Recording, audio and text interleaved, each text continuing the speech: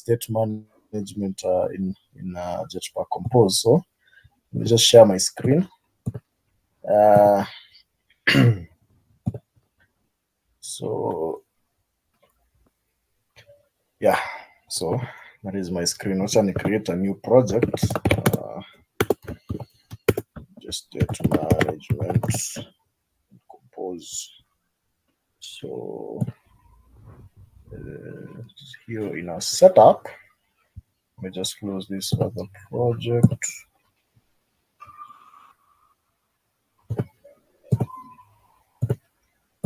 How many people are in the room? Okay. Let's just give this a moment. So as that happens, by show of hands, nani anajua nani anaweza define state? You can define state. Knows what state is in basically any form of development. For now, ni under development. So what is state? Nani anaelewa?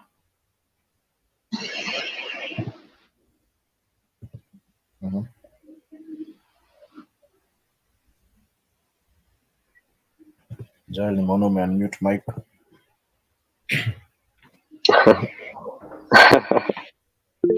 State ni change of value.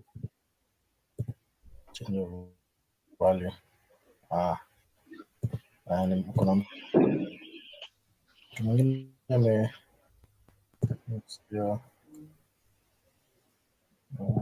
anyone else?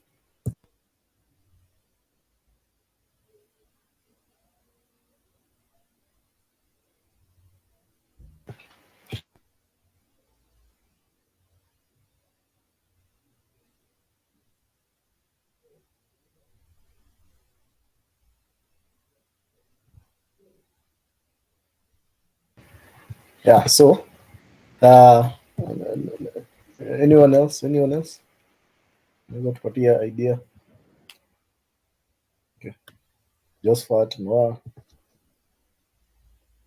Najua mimi si ma students but ningesema ninge define tu venye Joel ame define ni a change in value, tuseme kitu user anaona kwa screen stuff ikichange, tuseme kama network ikipotea, kitu kama hiyo, that's change in value.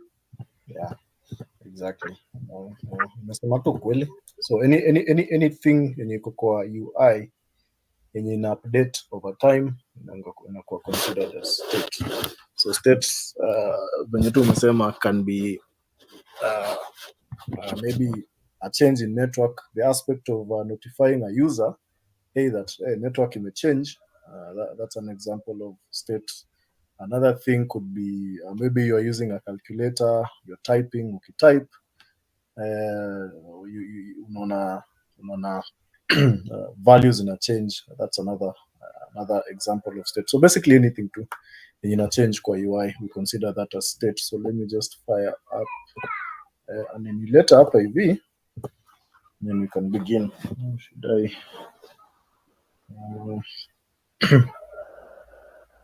so I saw that you guys mlikuwa mewak na nini inaitwaje? There were some screens that you were working on. So first of all, that was a good job. You guys are doing some good stuff. So as that begins, let me just get rid of this. So today we're going to cover a couple of things. So we'll talk about states, the different types of states in Jetpack Compose. So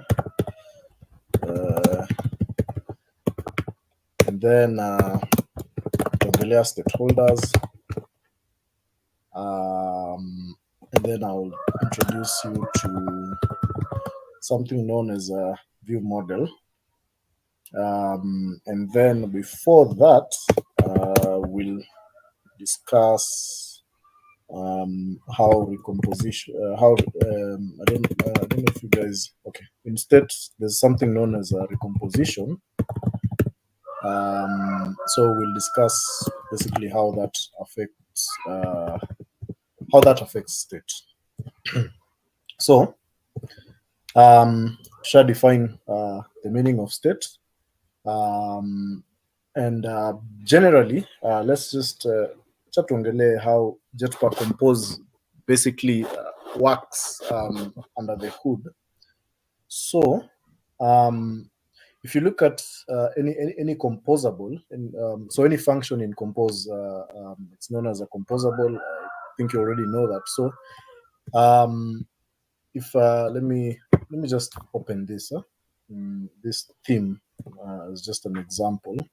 So this is a composable. It's annotated with the at composable annotation. So basically, this is something that basically tells the compiler to do a couple of things behind the hood,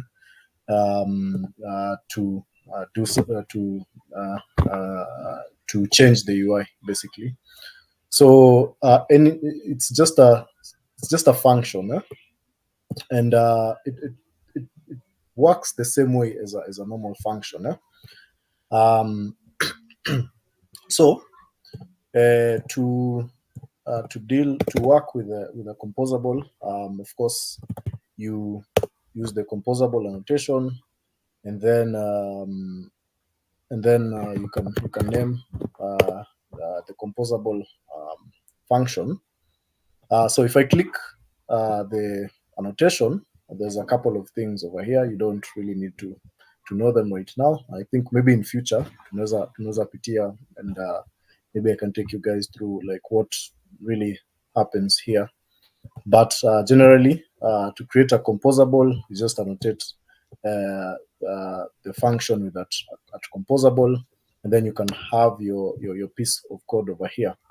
So now, when it comes to now compose, when we talk about state, if I create, let's say, I'll just create a random variable. I'll just call it counter. Tweet a counter over here, like just like that. Alafu nipatie an initial value of 1. Sindio? So maybe I want this counter variable. So we can consider this state because we want this to change over time, and have created a mutable variable to ensure that this value changes. Seeing there's a couple of okay, now unaweza uliza swali. Ndo umeuliza swali peke yake. Okay, yeah, you can go ahead.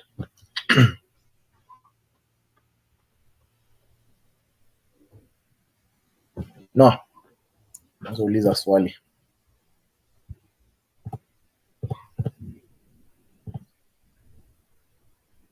Nilikuwa naongea mic iko off. No. My question ni tuseme, nilikuwa nataka kujua tu kama Sam amecheck message nimetuma hapa na nimetuma WhatsApp jina regarding session. Okay.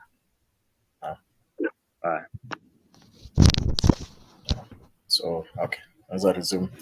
So anyways, so I've basically declared a variable counter, and you may initialize. I've assigned it the value 1. So what I want to do is as soon as someone clicks on a button, I want to have a button. So let me create, let me just have a column, and then I'll make it fill the maximum viewport, or the maximum size of the screen. So I'll just make it fill max size, and then hapa ndani I can have a text yenye itakuwa ina contain the counter, and then there's an issue Yeah. So before we get, let me just add the rest of the mini, and then I'll mention something over here. So I'll just add a simple spacer. Let me import that, and then we'll have a button that when will have a simple text that will just have the nini increase. In fact, I'll have two buttons, so increase, and then the other one will be maybe decrease, something like that. So what we want is as soon as the first button is clicked, let me just put this chini juu. It's going to not look pretty, but anyways, it serves the purpose of this mini session. So the reason why we're having this this error is because in Compose, the way composable functions work is when we have some type of state, we want to be able to notify the UI. We want to have like a system that tells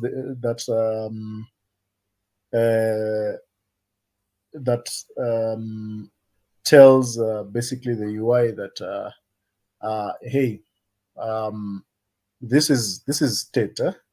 Do you mind saving? Do you mind storing the value of that state somewhere, so that we can be able to use it, basically? So let me just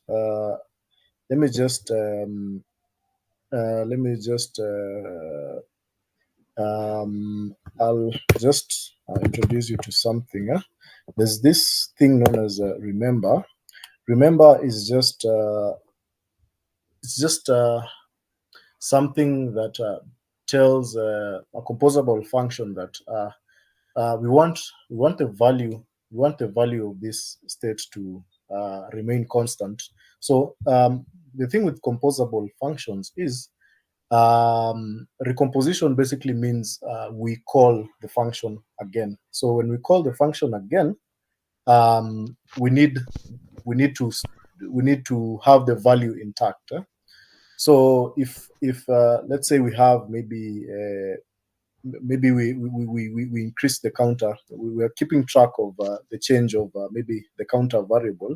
So we first start by increasing maybe the count from maybe 1, and then we increase it to 2, and then we increase it to 3, something like that. So when a recomposition occurs, if we don't have this remember keyword, then the value of the counter will be reset to 1. So that's why we use counter to just tell Compose, hey, when you recompose, we want to keep track of this value, so don't reset the value in simple terms. So we have an error over here. So it's saying none of the functions, blah blah blah. So the reason why that is the case is because this value needs to be a string. So what I'll do is I had 1 over here, so I'll just do this counter.to string. Now let me just call this let me just call this function niongeze hapa hivi, so that it will be a part of the a part of the screen. So as soon as someone clicks on increase, we want to increase the value. So what we can do is tutasema counter plus plus, or counter is equal to counter plus 1. That's the long form of that, but you can just simplify that with counter is plus equals 1, or just do counter plus plus. And then when someone decreases the counter value, then we'll do counter minus. So I don't know if my emulator has fired. It's on. So let me just rerun the program, and then from there we'll see to make sure things are much more visible. I'll just hide the name. So so this is the one. Let me just fanye vitu zika at least better kidogo. So I'll just center everything. So we align it at the center horizontal, and then I'll arrange it at the center also. I don't know why that is not happening. I think at least ataweka vizuri. Maybe let me increase the size of this. So by introducing a modifier, so that we can have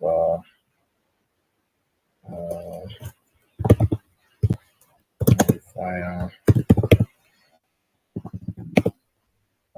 In fact, let's not use a modifier. You can just use font size. And then let me use that2.sp import, so that it's a little bit more visible.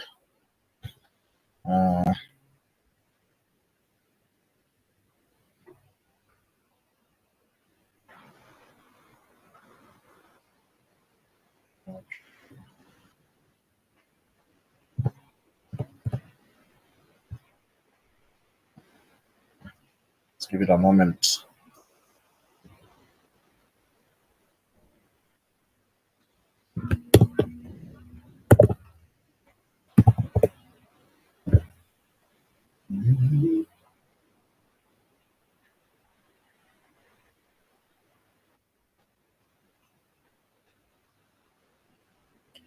Android Studio inakulanga ROM.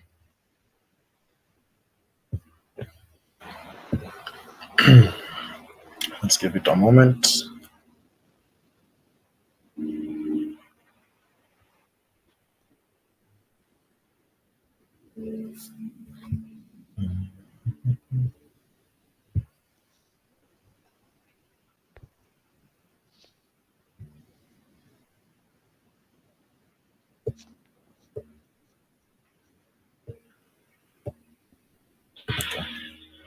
I took a while, so at least now this is a bit more visible.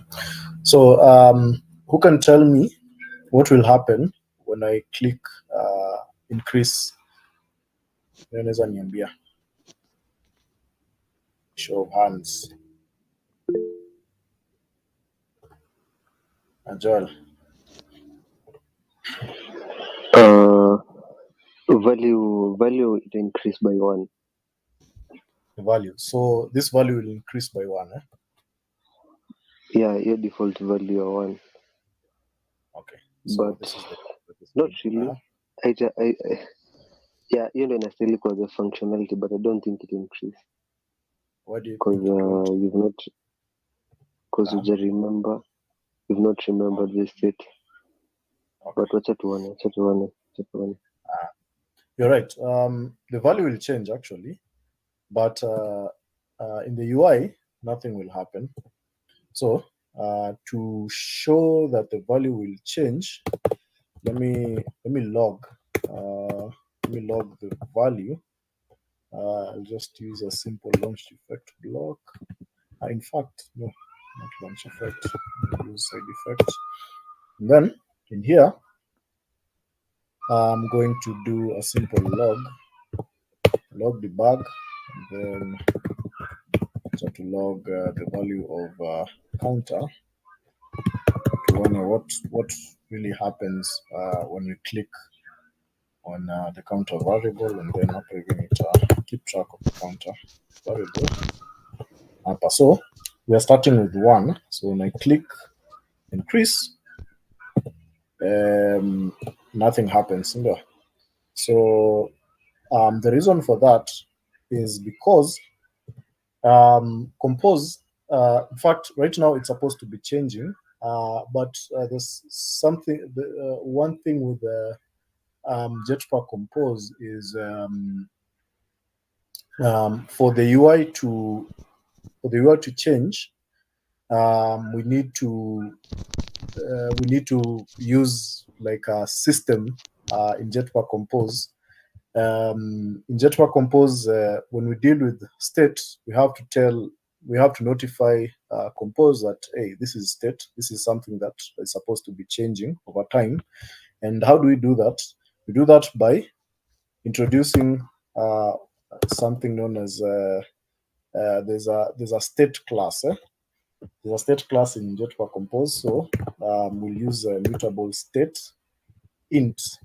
So mutable int state of, because we're using int, and then we'll pass the value. So this mutable int state of is what notifies Compose that this is state. So it will change over time. And once we do that, we're going to face a couple of issues. Let me start with what's up here. So if I hover over this, you can see that we have an error. So the error states that creating a state object during composition without remember, of course, it will cause an issue. Nowadays, at the beginning, we did not have Android Studio. It did not warn us of this, but nowadays, whenever you're creating state, you have to use remember.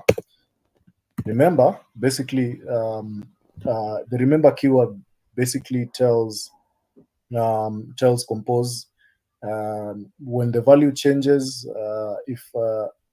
So whenever the value changes, just keep track of the value, store it. Just remember the value has changed. So when I introduce the remember keyword, then I have to because it's the mutable state of it's a class, it's an object, so I have to add the dot value to access the value inside this. So if I click on this, you can see that it's a function that returns this mutable int state type. And if I hover over this, you can see that this is it. So if I click on this, now we'll be taken to the interface, which basically gives us access to the value. And you can see it has set value. That's for setting updating the value. And of course, we have get value. So this is the get, and then it returns the value. So when we do counter plus plus, it's basically saying hey, just update the value, increase the value. You can see that we have there's an int value that was introduced there. So we'll also add dot value over here so that we can access the value again. So when I relaunch, this is supposed to allow us to update the value. Now we're printing the object itself. We want to show the value. Where's the text? Here it is. So just do dot value and then dot string. This is just printing the reference to where the value is stored in memory. So now I think we're good to go. So when I click, it's supposed to increase the value. When I click decrease, it's supposed to decrease the value. So what happens is when we click increase, this text, it's a composable. So when I click increase, this is triggered. So the counter variable changes. So when the value of this changes, it triggers a recomposition of this text composable over here. So when it recomposes, it shows us now the updated value.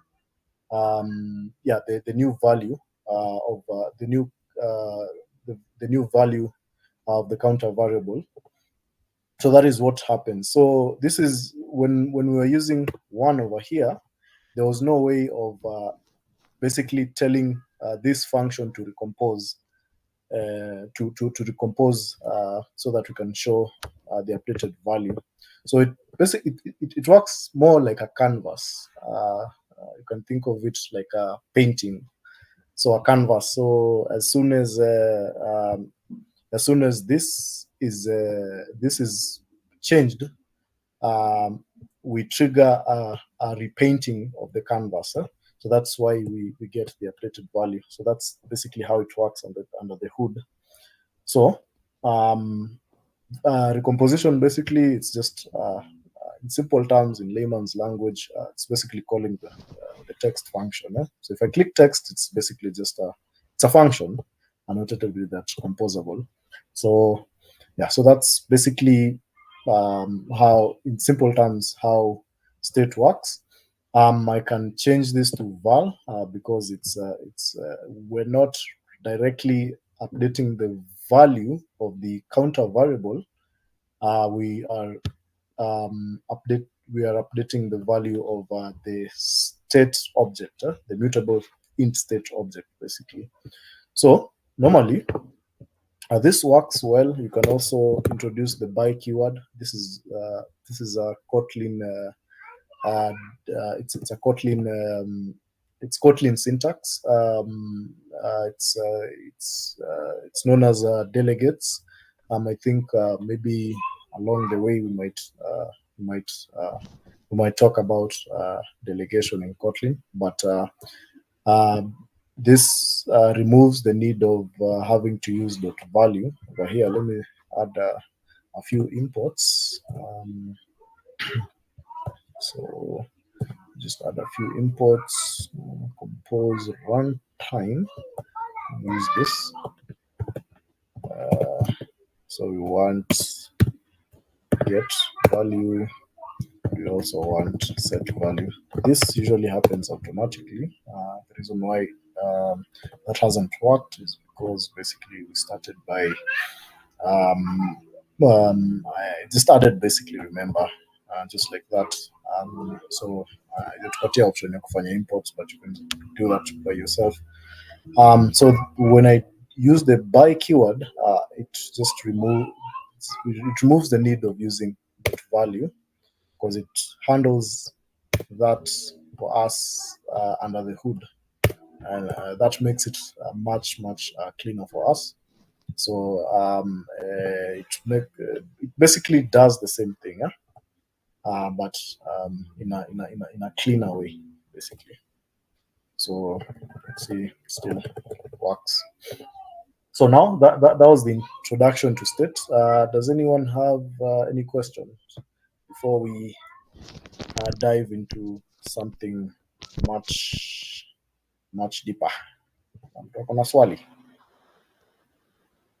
Going once. Okay, Sam. Can go ahead, Sam. Hello. Now, am I audible? Yeah, you're audible. Yeah. Talking about recomposition. Now that the value of counter is changing, does it recompose the whole column, or it just recompose the text composable? Yeah, it just recomposes the text composable. Just this part over here. Okay. Okay. Yeah. The reason why that happens is the text composable is the one keeping track of the counter variable. That's just basically how it works. Do you have any more questions? Okay. So now, creating state this way, it's all fun. But sometimes you might find that maybe you're working with something complex. maybe I saw that you guys were working on onboarding, yeah? So login and sign up. So when we deal with maybe logging and sign up, let me just get rid of this. I think we're going to have a small coding session.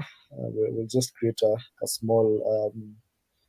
We can have maybe a login, something like that. It won't be beautiful because it's beyond the scope of this discussion. But so if you have maybe an email and a password field, so we could have maybe two states. So maybe that the first one will be email, then we'll use the by keyword, and then remember, and then mutable mutable. This time we'll use mutable state of, and then we'll initialize it maybe as an empty string. And then for password, we can have something similar. Let me just copy this to save on typing. So there's our password over there. And then let's just create a simple login screen. You can have a column. The column will have two text fields. So the first one will, of course, keep track of the email, and then when the value of the email changes, we'll do email equals to it, something like that. Let's make it full width. So use a fill max width. This time it's not working, so I'll just call the modifier surface, then use fill max width. I'll add a simple space right here, spacer. Then I'll give it a height of 24 dp, something like that, and then we'll have something like that. This other one will keep track of password, and then when we change the value, we'll update using the password. And then let's make the column fill max width, fill max size actually. So modifier, let's fill the whole screen. And then what else do we need? We can have, I think we can have maybe a simple button. The button will fill max width, something like that. And then we can have a simple submit button over there. And then when we click, we want maybe to show a toast. So we can show a toast that says we used email and password. Okay, so we can show a toast. So to create a toast, we use this toast function, and we say make text. It takes in our context and a bunch of different parameters. So I'll just introduce something that might be new, known as context. Context basically, as you dive deeper into Android development, you'll find that you might need to access certain things, things like maybe you might want to work with Bluetooth, Wi-Fi. You might want to check maybe the Wi-Fi status. You might need to access some files on the device, and the way we do that, is by using context. Context basically acts as a bridge between our app and the Android ecosystem. So in Compose, we have a handy way of getting access to application context by using local context and then .current. So this gives us access to a context object. inside our composable. So I'll just pass the context because the make text needs context, and then you can pass a series of character sequence, basically, just a fancy way of saying we need text over here. So let me make this multi-line so that we can have an easy time. So as soon as someone click submit, you want to show a toast that says your email is the email that has been passed, and then just have a simple comma, and then not a comma. I want to print a new line, and then I'll just concatenate that, and then say your password is, and then we'll use this. So this is what's the right word there? This is a placeholder, basically, in Kotlin. If you want to display, if you want to add some type of string within character sequence or text, we use this $sign, and then we can use a variable. Because we're using a variable over here, we can just pass it over there, and then it will just show whatever is in the variable. So, and your password is, and then for the last one, it's the duration. So the duration, you can use toast dot. You can maybe show it in a short period of time, or you can show it longer. So we'll use length long. And for us to show the toast, we have to basically use dot show so that it will actually show on the screen. And then for the button, I might want to display it at the bottom. In fact, we can perhaps center everything, and then maybe we can have the button maybe at the bottom. So to do that, we'll just repeat what we did before. So since everything is full width, I might want to introduce a horizontal padding. So I'll just use a horizontal padding, and then maybe 12 dps, and then I'll just center everything. So to center everything, we put everything at the center. So to do that, we'll use a vertical arrangement because we're using a column. So vertical arrangement, and then arrangement center. Where's the center? It is. And then for the bottom, I want it aligned at the bottom. So we can just use the align keyword, and then alignment. I don't think this will work because this is a column. If it was in a box, that would have made sense. So to do that, I'll just introduce something. Since it's a column, let me just introduce a box, a simple box, and then I'll place the button over there.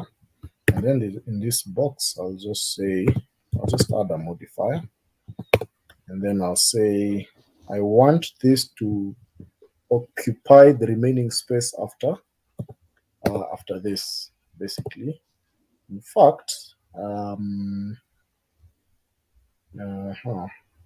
this is centered. What we'll do, I don't need to center this. I'll just add a spacer and put in some random value. Give it like 56 dp. And then this one, so this will occupy some certain portion of the screen. And then this one, I want it to occupy the remaining space. So to do that, we use modifier.weight, and then we add 1f. So this basically tells the UI that, okay, this will occupy whatever space it needs, whatever space it will occupy, but the remaining space we want the rest, whatever is in here to occupy the rest of the remaining space. And then we can now place the remaining items at the bottom. So this one has I think it's called an arrangement or alignment. It's an alignment, content alignment. Alignment, we want it bottom center, somewhere like there. Then this should do our trick. Let's see what happens. Yeah, so we have the button at the bottom. It's not as pretty, but yeah, it will do the trick. Let me just add a simple space at the bottom so that we have spacing just right below the button. Yeah, so we have that. So now that we have that, so this will be our email field, and this will be our password field. So I'll just add a simple this folder via text, and then we'll call this email. And by virtue of laziness, I'll just copy that and go and type this thing again.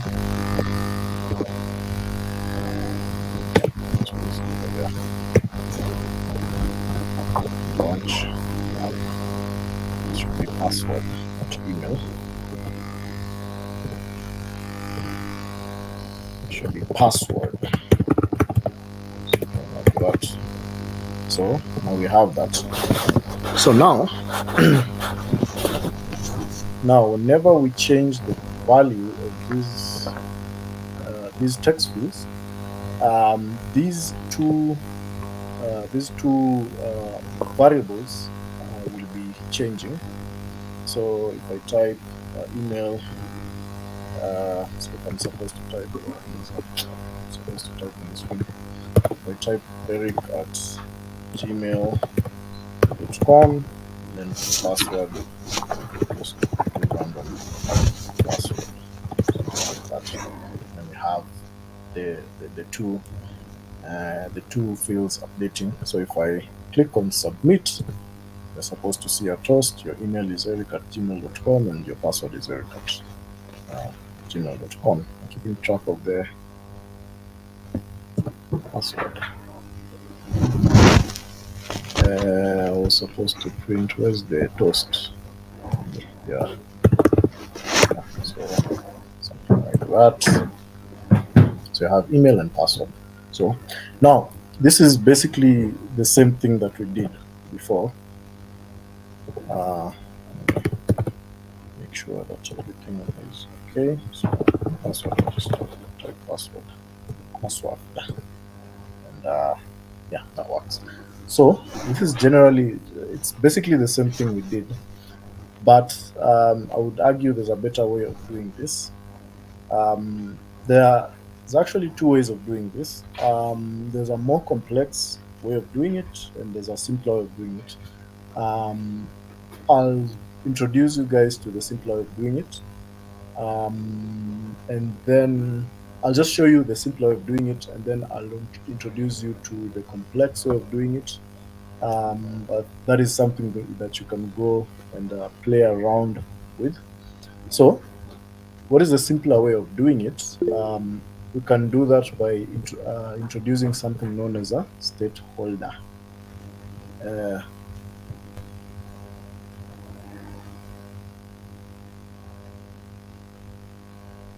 Sorry about that. So we can do that by introducing something known as a state holder.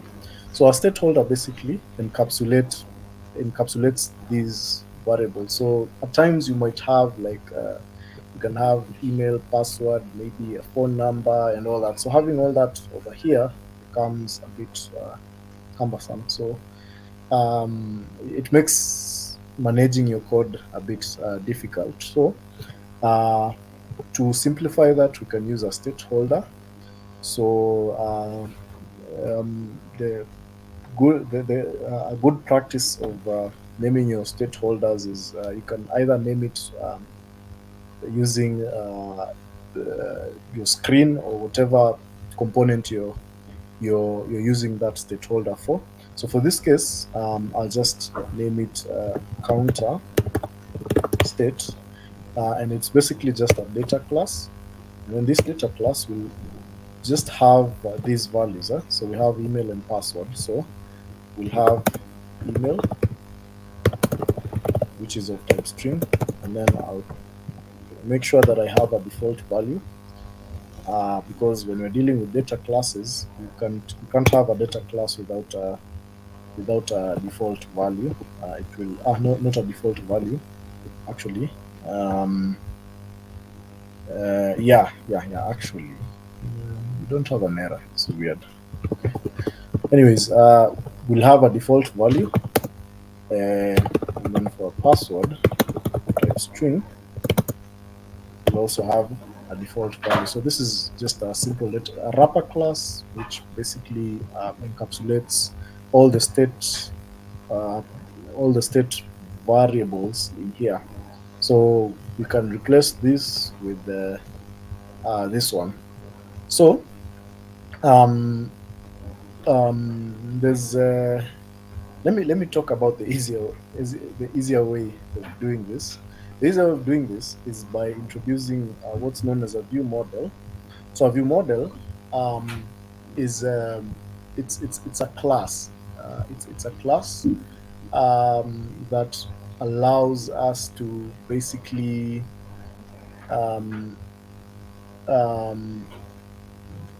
it allows us to basically what's the right word, maintain the value of our state across configuration changes. So what do I mean by configuration changes? Configuration changes, which could mean that maybe I decide to rotate my app. So if to rotate my screen. So if I rotate the screen, and then the application basically rotates. Let me just open that, and then the application rotates.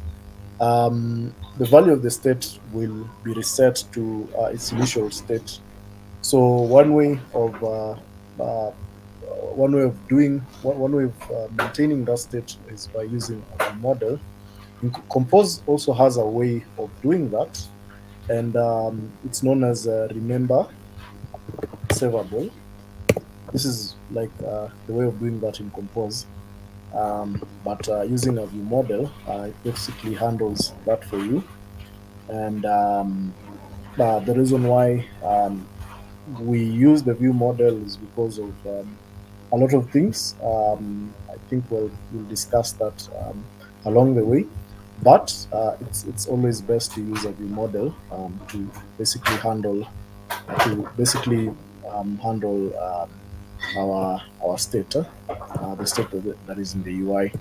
So now let me just rotate this backwards to how it was before, and then I'll create that view model class. And of course, if you're working with a screen, it's generally important to name your view model. Give it the name of the screen. So we are in the main activity class. So this is counter. So allow me to rename this to counter screen, so that we can at least maintain our naming convention. And then for the model, I'll just name it counter view model, and then this will inherit from what's known as the view model class.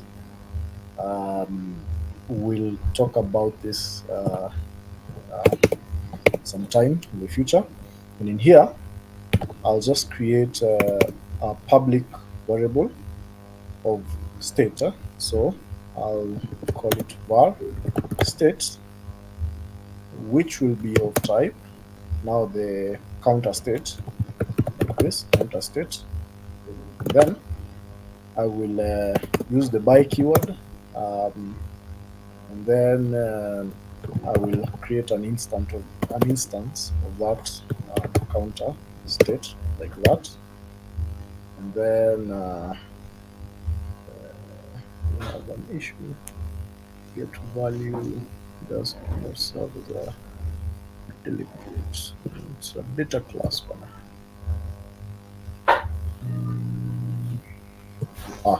Sorry, mutable state of, and then counter state, something like that. Sorry about that. And then we want to update this state value only within this class. I'll tell you why. So now this state, we can expose it to the UI. So I can just get rid of this too, and then I want to create an instance of that view model. So we'll use a val view model by view models like this, and then we'll just use counter view model like that. So this is basically how we create an instance of a view model. Again, I will explain this uko mbele. Then I'll just pass the counter state as a parameter over here. And then inside this this composable parameter, just give access to the state as your model state. So basically, this just gives us access to this state value. Again, if you feel like you're getting lost, don't hesitate to ask a question. And then let's make this private. And then that's how we pass the state value. And then now for us to access now the individual value, we just do state.email, and then something like that, state.password. And for our context, if I got rid of the context, yeah, I got rid of the context. So just rewrite it, context equals to local context.parent, so that you can have that. So inside the view model, let me just comment this part over here so that it will stop complaining. Actually, no, let me just keep it. So now we want to update the value of state, but remember state is the state that we are using. We are passing it downwards. We are passing it from this class over here. So we are passing it down to the counter screen. So this leads us to something known as state hoisting. So what we've done over here, basically, state hoisting basically means having states in like one, in like a parent composable, and then the children composable. Or in this case, the child composable. Basically, you pass the state down to the child composable. And then for you to update the state, you notify now the parent composable that you want to update the state, because the child composable is not able to update the state. Anyway, so we passed it down to this nini over here. Remember, at first we had the state, we were managing the state inside this composable. So the fact that we moved the state upwards, so if I allow me to repeat what we did, just for example purposes. So if you had val email, let me do it this way, val email by remember mutable state of, and then something like that. And then if you passed that email downwards, it's basically the same thing, but we've hoisted the state up to this part of the code. this set content method basically. So we've hoisted the state upwards up to this part, so that this counter screen is not managing the state by itself. It's managed by this this part of the code over here. So that is what's known as state hoisting. So and we've done that right now. So now when I update the value of the state, what I want to do is, since this state, since you know, in Kotlin, for those who've gone deeper into Kotlin, in Kotlin, when we pass parameters in a function, parameters are immutable. So that means this can't change. It's immutable in nature. So for us to update this value, we need to update it over here, basically. So how do we do that? We can just do that by introducing a lambda function. So this function will basically say maybe on change on update. Let's start with email, and then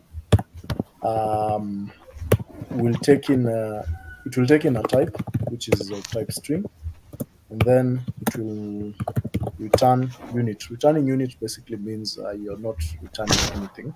There's no return type. So everything in Kotlin has a return type. So even this function has a return type. So the return type of this counter screen is basically unit. So if I do this, it will tell me that I do not really need to do this because it's redundant. But every function in Kotlin has a return type. So and unit is the default. So when you say unit, it basically means you're not returning anything. So we can use unit to say that we are not really returning anything because we're only concerned about whatever will be passed at this level over here. So we'll have an update email and then an update password, and then that will also take in a string as a parameter, and then we'll also return nothing. And then on value change, what we'll do is we'll just call on update email, and then what are we passing?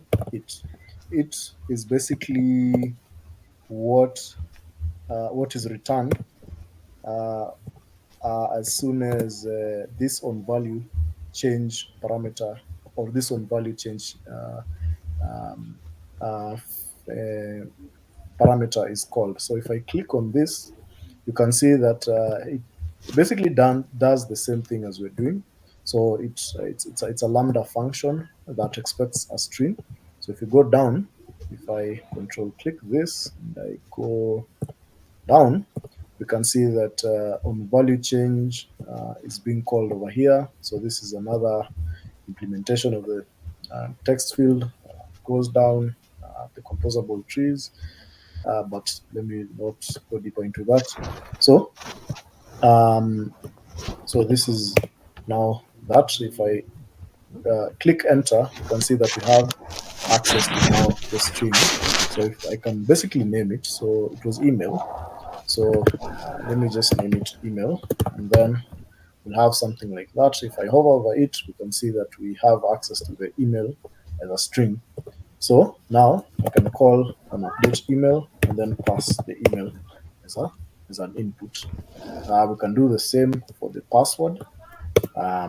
I'll just name it as maybe password, and then we'll call an update password, and then we'll just pass the password as a parameter. So whenever this function is called, this is this function over here. So whenever it's called, it will just provide the value over here.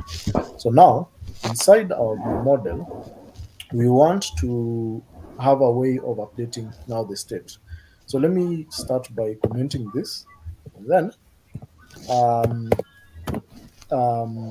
I'll just call the two lambda functions, or two lambda, the two lambda functions. So if I press enter, now we have it as a string. So again, I can call it, I can decide to name it as email. Then we have an update password, can also decide to name this as password, something like that. And now we have access to, whenever the value changes, we can now have access to the value. So let me just update this. So this will be state.email, something like that. Let me get rid of this. This will also be state.password. So introduce this password. The reason why I'm using the curly braces is because I'm trying to access, I'm using the dot notation to access the specific field in here. And um, this, for me to be able to use the dot notation and access the field directly, I have to use the bracket notation. If I decide to do it this way, then that won't work. It will just be state dot and then the password. So this will be concatenated alongside this, the address of this state object, and yeah, so it won't look pretty. So we have to use that, the curly braces, so that we can be able to access the password uh, um, value directly. So now we have that. So when we update the email, what we can do is view model.state dot email is equals to email, something like that. We have, let me change it to a var. Let me change it to a var. I'll show you guys something after this. And then we model.state.password. Let me just copy this. It does not make sense to type it again. So dot password, and then we'll update it as password, something like that.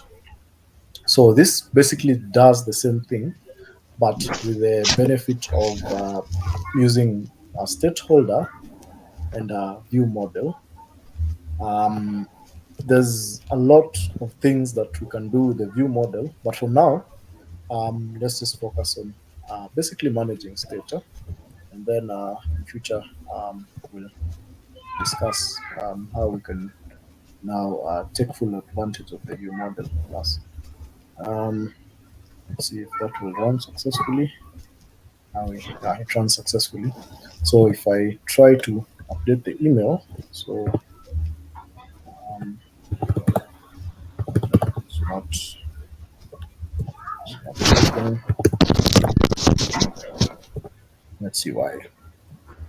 So some value change. So that's for the email. This is for the password. This is called every time. What happens? And then in the view model, we are using mutable state of. So let's see. View model state dot email equals to email. Let me do a simple log. Oh, actually,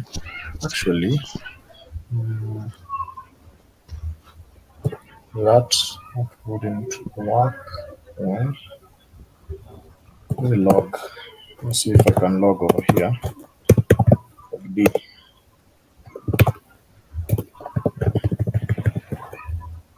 Log dot debug. Then activity. And then debug.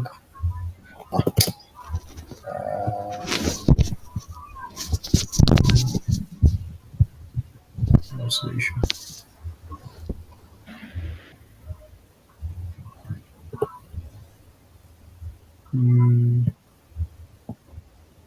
This is the tag.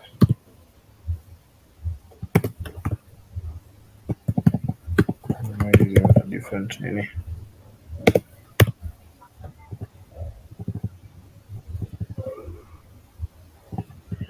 String message.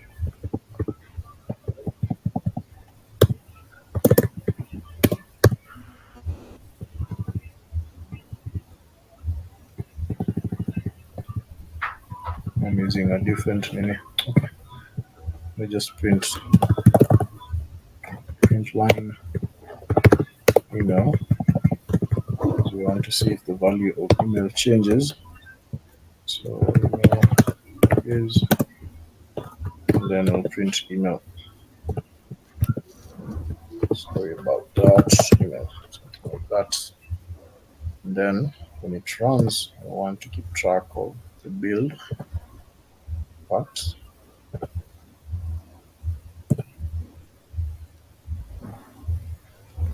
I think I know why that won't work.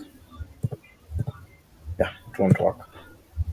The reason for that is, so on update email, let me see on value change on update email, on update password. Okay, that's okay.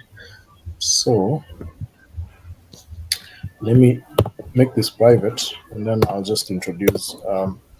So generally, you would not want the UI to update this value, this state value directly, because it's not good practice. Anything can happen. You can, like anything uncalled for can happen that might skew the value of the state. So generally, when we're dealing with classes, we normally want to update them, or rather, in this case, if we're dealing with a state object inside the view model, we generally want to update it privately. Basically, we don't want the UI to update the state value directly. So we can do that by introducing a function. We can call it. I like using. Okay, we can use several functions. So we can update email, and then this takes in a value which will be type string, so that will be the email value. And then what this does, allow me to change this to val, because I want this to be immutable. So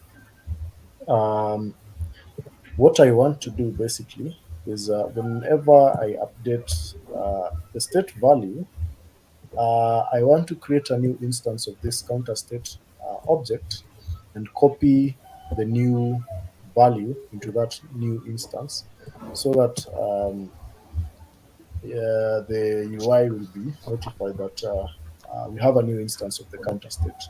So,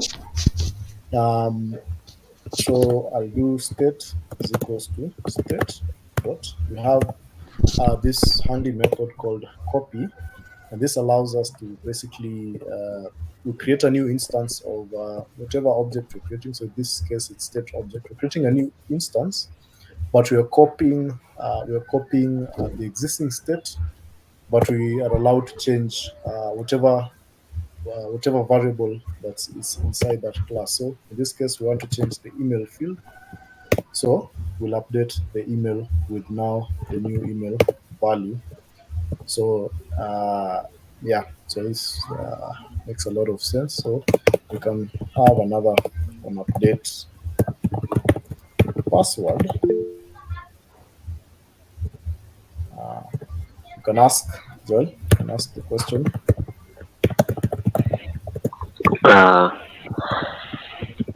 Okay, I'm just asking why can't you use seal class for handling events using functions? We're getting there. We're getting there. We're getting there. Tujafika hapo bado. Tujafika hapo yet. We're getting there. So we have two functions. So this first function is updating the email. This second function is updating the password. I hope this will allow us to. The reason why I've done that is because I want to be able to log any issue that we face when we try to update the two values. So this makes a lot more sense. Makes a lot of sense to do it this way. So this will be an update password. So we want to know that these values are being updated, just in case. So when an update email is called, what we can do is just do view model dot on update email, and then pass in the email field, and then do the same thing to password field. So update password, and then I think that should do the trick. So let's see.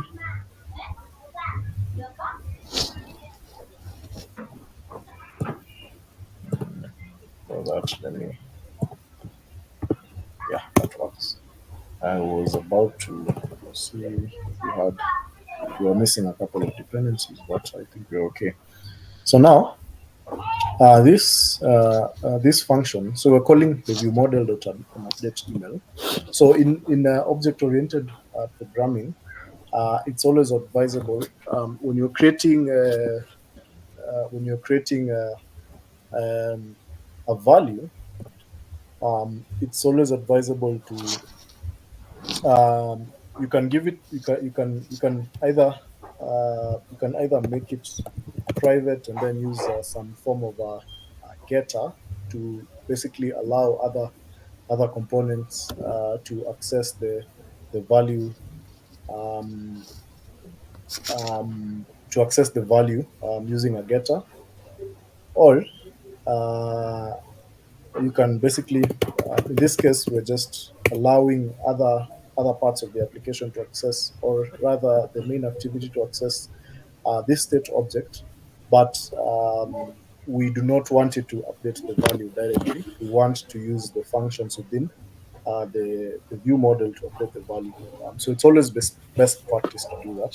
So let's do the same thing for the password. We'll use an update password, and then if we run the same program, it will basically do the same thing.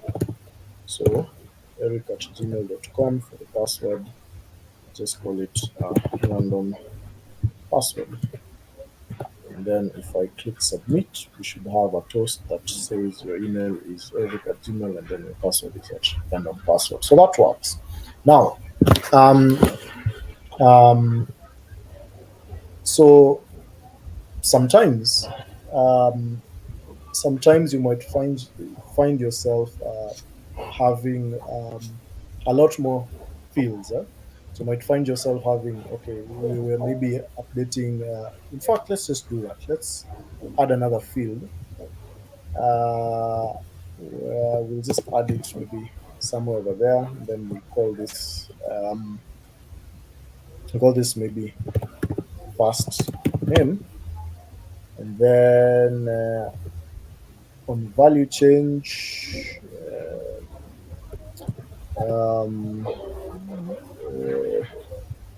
so, oh yeah, that's okay. So on value change will be now, we'll just use name, and then we'll introduce on update first name, and then pass a string,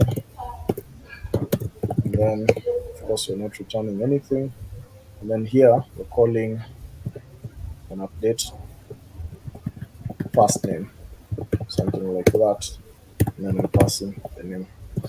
So, and then we'll introduce an update first name over here, and then I'll just name it as the name, and then we'll introduce another function in the view model that says on update first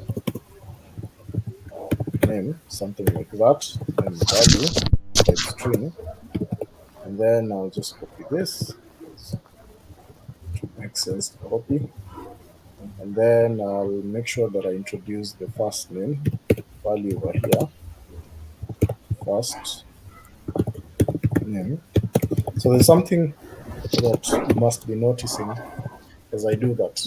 So I keep on adding more functions. So if I want to add another field, I have to add another function. I have to go over here. I need to add another callback, so on and so forth. So if I add another field, let's say for last name, I will have to, of course, this is obviously automatic. I have to add that over here. I have to add another function, and that makes it reaches a point where now it becomes a bit difficult because to manage um, your your your your view model class, or rather um, uh, the parts of your app that you're interacting with, or the parts of your app that you're developing. So it becomes a bit difficult to do that because you'll have a lot of repetitive um, code. So like for this case, we have the only thing we're doing with this function is we're updating the email. The only thing that we're doing with this other function is we're updating the password. This is supposed to be the first name. So this other one, we're updating the first name. So there's a common theme with these three functions. And if I have to add maybe like a last name, I will have to introduce now another function that updates the last name. So that makes our code not cleaner. And we always want to have we always want to manage our code in a much cleaner way. So we can basically get rid of these all these functions and introduce something known as an event. Basically, this was introduced. This was popularized in Jetpack Compose. Previously, with the XML, it wasn't that big of a deal, but with Compose, since it's more of a declarative UI approach. Um, Handling UI events makes handling UI events in an event-driven manner. So this is basically a new term. So what we're doing right now is basically we're following an event-driven approach. That is just a concept in development. You can find that in backend. You can find that in a lot of other areas. But in this case, event-driven is basically we will be basically dealing with whatever the user is doing on the screen. We'll refer to that as an event. So when a user is typing, maybe we refer to that as an event. When a user um, changes the email, changes the password, we refer to that as an event. When a user clicks on submit, we also refer to that as an event. So I think I've introduced the first name. Yeah, it's here. I would also want to print the first name. Let me call this first name, something like that. Statement first name, something like that. This is getting too long. I'm supposed to concatenate that. So now we want to get rid of these.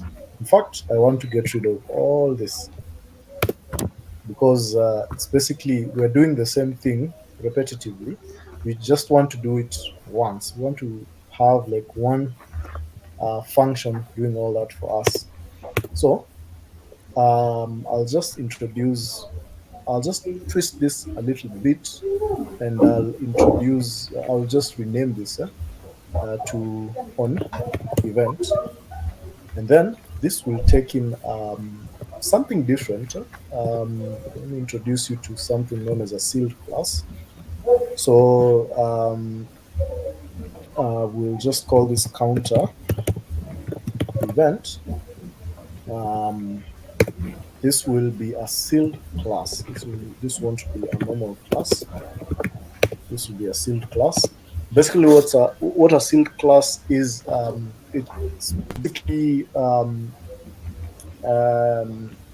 allows us to create a bunch of we can have multiple classes within maybe these two curly braces or even outside, but anything outside this counter anything outside this counter event file won't be able to access, or we won't be able to inherit from this counter event class. So that's the purpose of using a sealed class, because we want to limit access, or we want to limit, we want to limit access uh, internally to this counter event file, because we don't want any other class to inherit from this class. So the first thing, so when we're dealing with events, let me just reload this so that we can have the now we have error. Okay, it seems that we might need to, let's just comment all this so that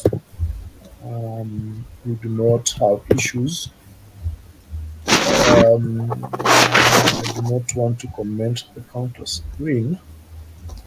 I want to introduce the on event function over here. So I'll just introduce it over here. We'll just leave it as that. I want to reload this so that we can have access to everything that we see on the screen. Because I want to show you how we're going to be creating the on event, the counter event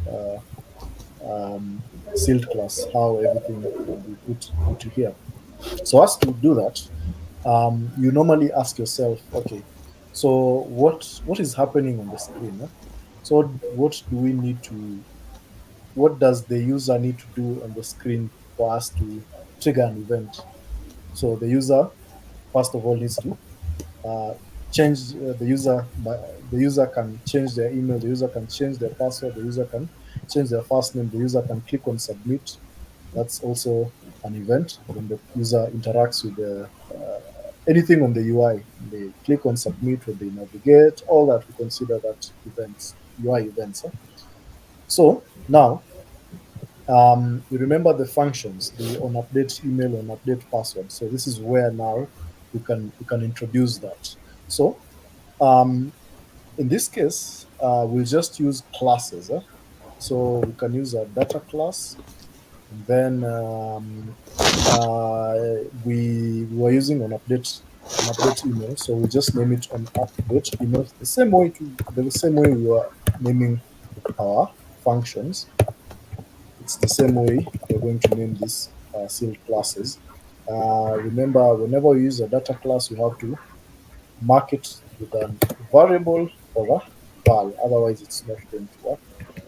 So and then it needs to inherit from counter event, because we need to use this. We need to access this counter event directly. So the way we're going to be accessing this is by doing something like this: counter event dot update email, something like that, and then we can pass in whatever value we want. So that's how we're going to be updating. That's how we're going to be getting access to this on update email. That's why we are inheriting from the counter event class. So the next function is on update password. So we'll just create a data class that will handle updating our password. So we'll call it on update password, and then we use value string counter event. Then the other event will be updating the first name. So on update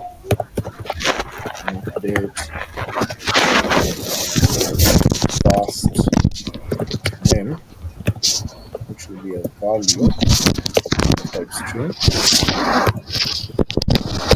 event. And then the last event that a user can trigger is when they click on the submit button.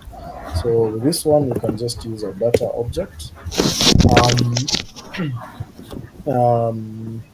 Yeah, so we'll just call this on click submit, something like that.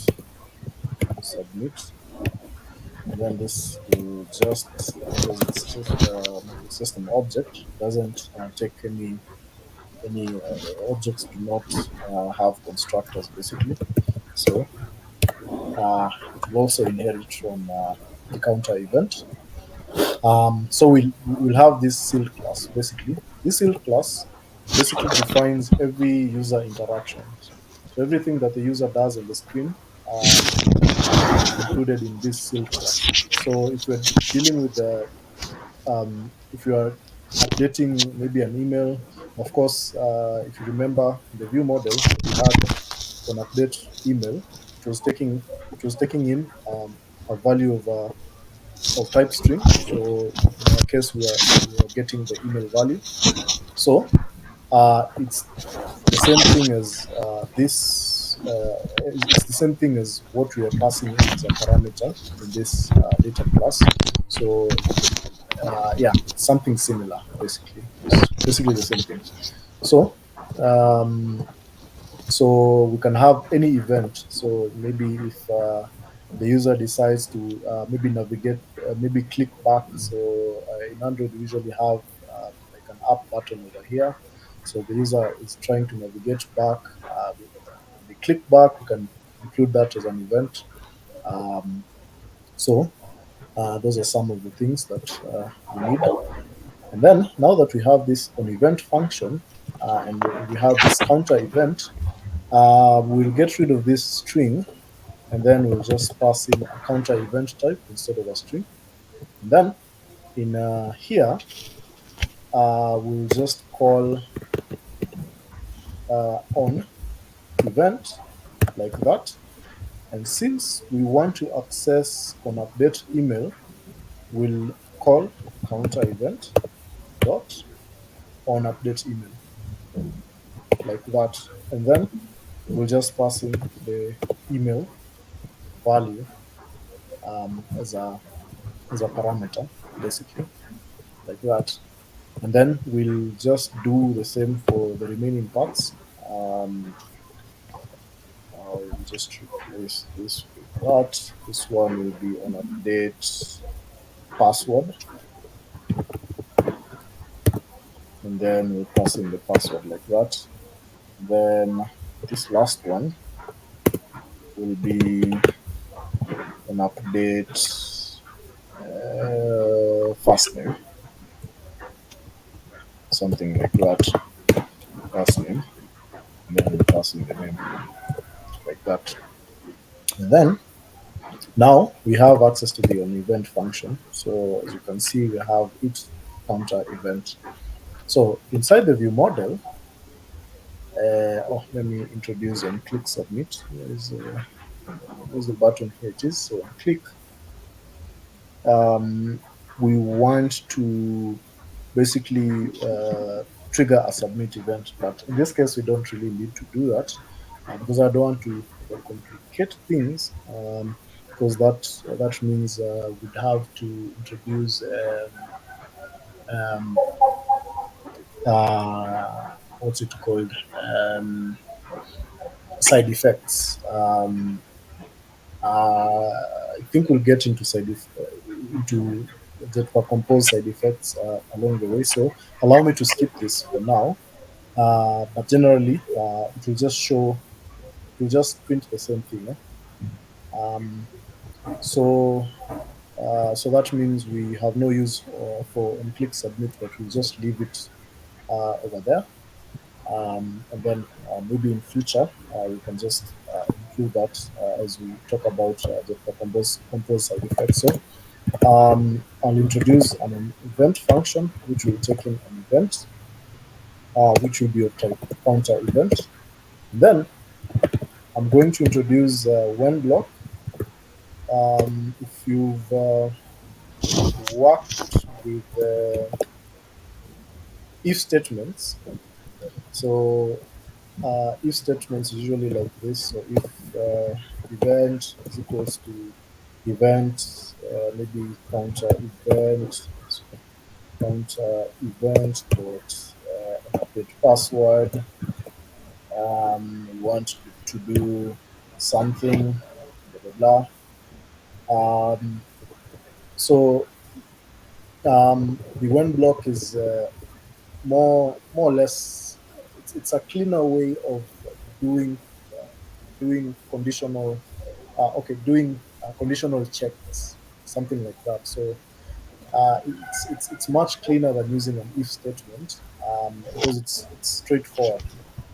So we can use this to basically have access to every event inside this save class. So if I hover over this, I just head over to more actions, and then I will select this add remaining branches, and then basically it will just auto-populate everything that I need inside this saved class. So that will be on click submit. Let me just move this to the bottom because that's the last one. And we don't have any use for this, but I'll just leave it over there for the sake of demonstration. And now we have access to every different type, every condition, basically every conditional check is inside this. Is we have access to that over here. So um, I'll just introduce curly braces so that we can have blocks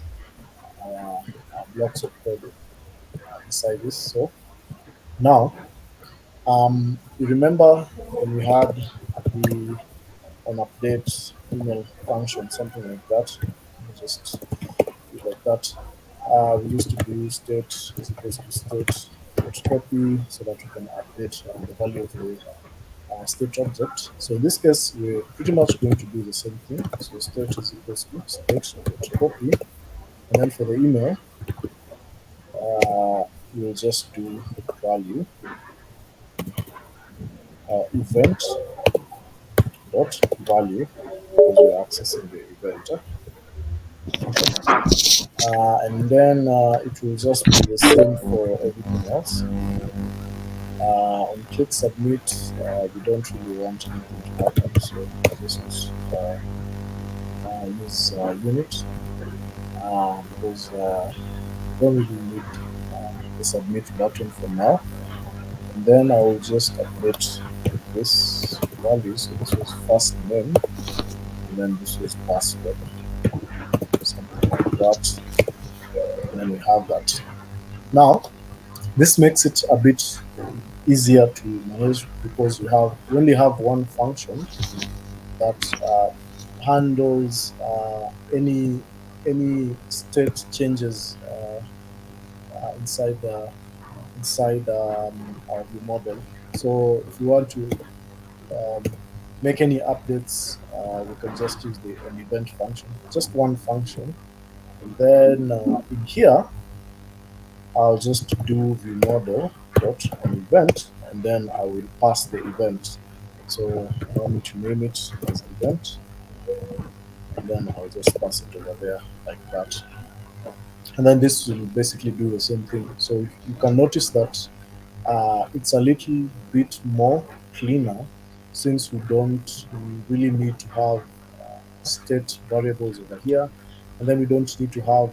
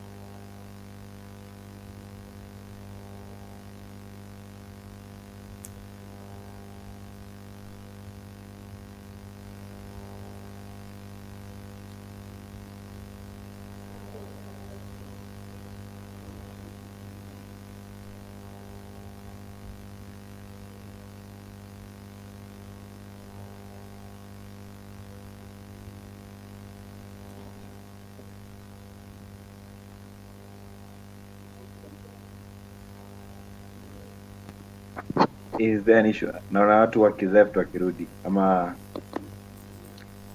not sure if you guys are struggling with the Mercy. Yes. Mi nimedhani ni internet yangu kulinyamaza. Oh, I think kila mtu amefikiria the same thing. Juu watu wametoka at the same time wakitry kurudi. Sawa, wacha tungoje Eric rejoin. I think amefikiria ni the same. Kama maybe yeye alikuwa experience the issue.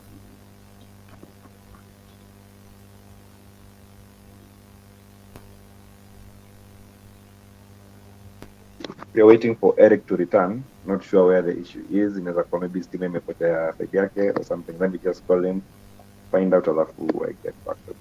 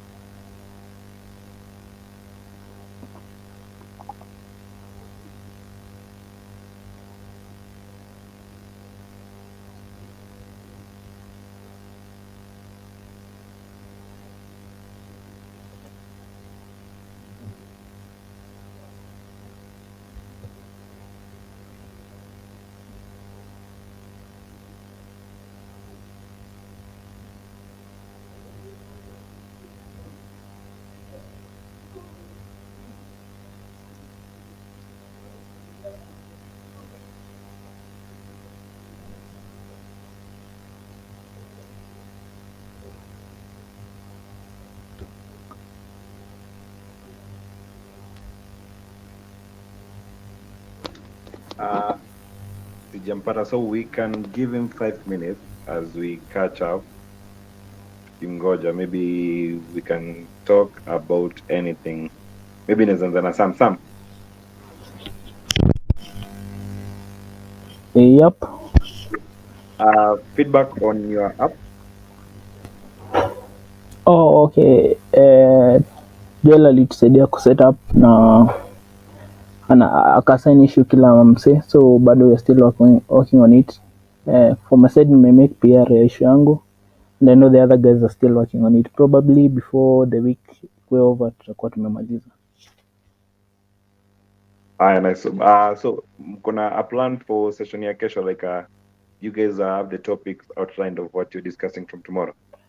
I'm still finalizing because nataka ikuwe ni ya vile tuliongea, like inakuwa ni for 2 weeks, so bado na distribute topics before usiku nitakuwa nimetuma. See, MJ and Brian. MJ, I think we might join through Twitter. Are you joining for this session alone, or are you intending to join one of the learning room going forward?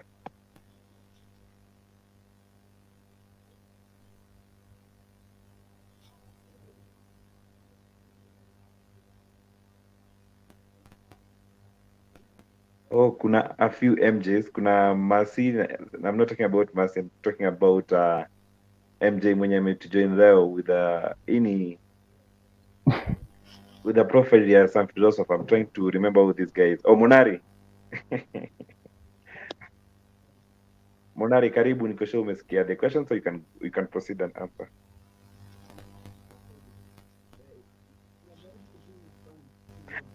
The philosopher Einstein.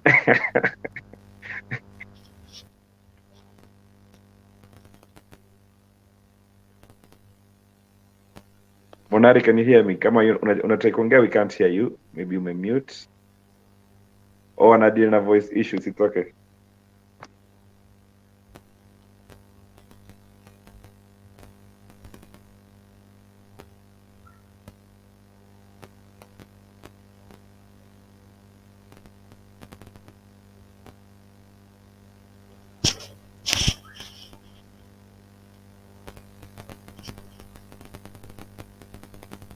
So nilikuwa naongea na Eric ana rejoin in a minute.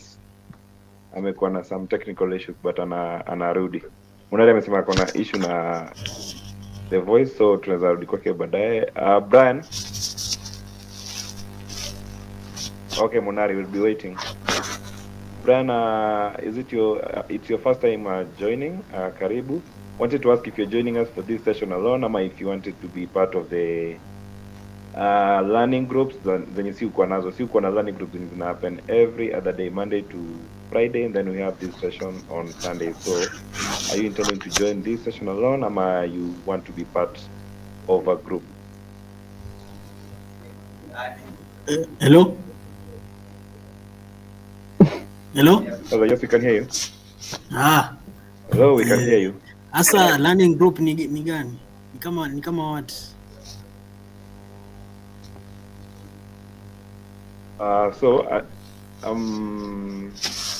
Tunakuwa na learning group, a group of 4 people, then tuna learn topics from scratch. So if you want to learn Android, siko show at what stage of learning.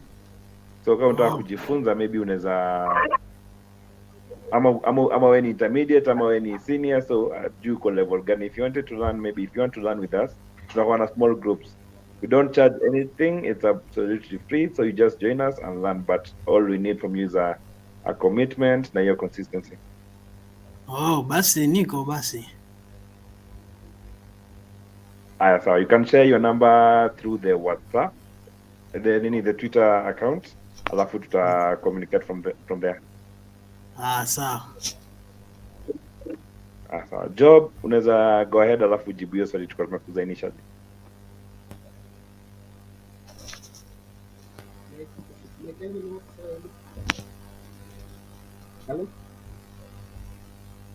Tunakusikia though kwa bit low maybe, but tunakusikia.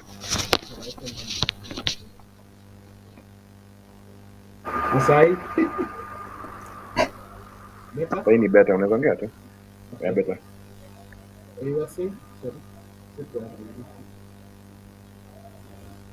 was asking if you're joining us for this session alone, or you intend to join the learning groups that we usually have. Like we have a group, we have groups of 4 where we learn Android and Kotlin from scratch. So I was asking if you're intending to join this session alone, or if you want to be part of that other arrangement as well. It's absolutely free. We don't charge anything. We only require your commitment and consistency. It's okay. I'm joining the group because I entered into Kotlin. We're moving from Java to Java industry. So I'm looking to learn to have a new experience. So I'll join the groups. I'll not be here in the once and be here even if it goes for the rest of them. Okay, awesome. It will be nice to have you. You can share your nini via Twitter. You can share your contact via Twitter, and then we'll organize on how we can add you to one of the groups. Pia I think kulikuwa na Nuru, kulikuwa na Samuel Okello, pia they are requested to join a learning group. I think we'll organize that baadaye. For now, Eric amerudi, he can continue. I can finish it.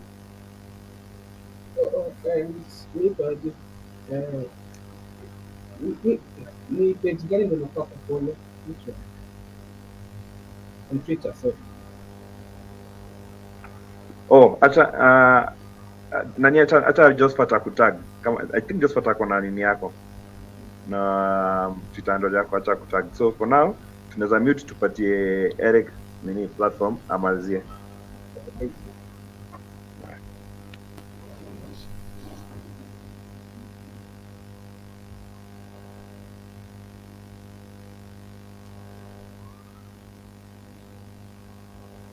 Eric, you can proceed. Hatukusikii? Sorry about that guys. Hata sijui nilipotelea wapi. Unanisikia? Yes, tunakusikia. Sawa. Nilikuwa nimepotelea wapi? Where did I lose you guys? Where did you lose me? Nilikuwa wapi? Nilipotea. Where did I lose you guys? Nilikuwa tumepotelea wapi? No, nilikuwa introduced to Oh, okay, let me. Um, where did I? Nilipotelea wapi? Yeah. I'm trying to remember as well. Tulikuwa wapi? I think anzia tu penye unakumbuka. Mhm. Okay. Sawa sawa. Let me do that. Anyways, I think we have covered managing stakeholders, recomposition, and just introduce you guys to the view model. I think after this, I'll just take a few moments to explain basically uh, what what what the view model is and how it how it helps us basically. Anyways, so let me certainly go over basically what we've done so far, and then sasa nimalizie hii part ya now creating a custom stakeholder for like a custom component. And again, if I'm going too fast or if I'm sharing too much, I think this is something you can go over maybe some other time. But I really wanted to cover as much as I could when it comes to managing state. So those stakeholders, those state hoisting, this hii ilikuja tu. Yeah. So, anyways, let's just go over nini haraka. Um, we defined state as any value, any value in the UI that can change over time. So anything that is changing in the UI, we consider that as state. And the first example is by using a simple counter application. And then this other example is by using just a simple form, and then which allows a user to basically type a bunch of text on the screen. So whenever we change any value within this, we also consider that as state.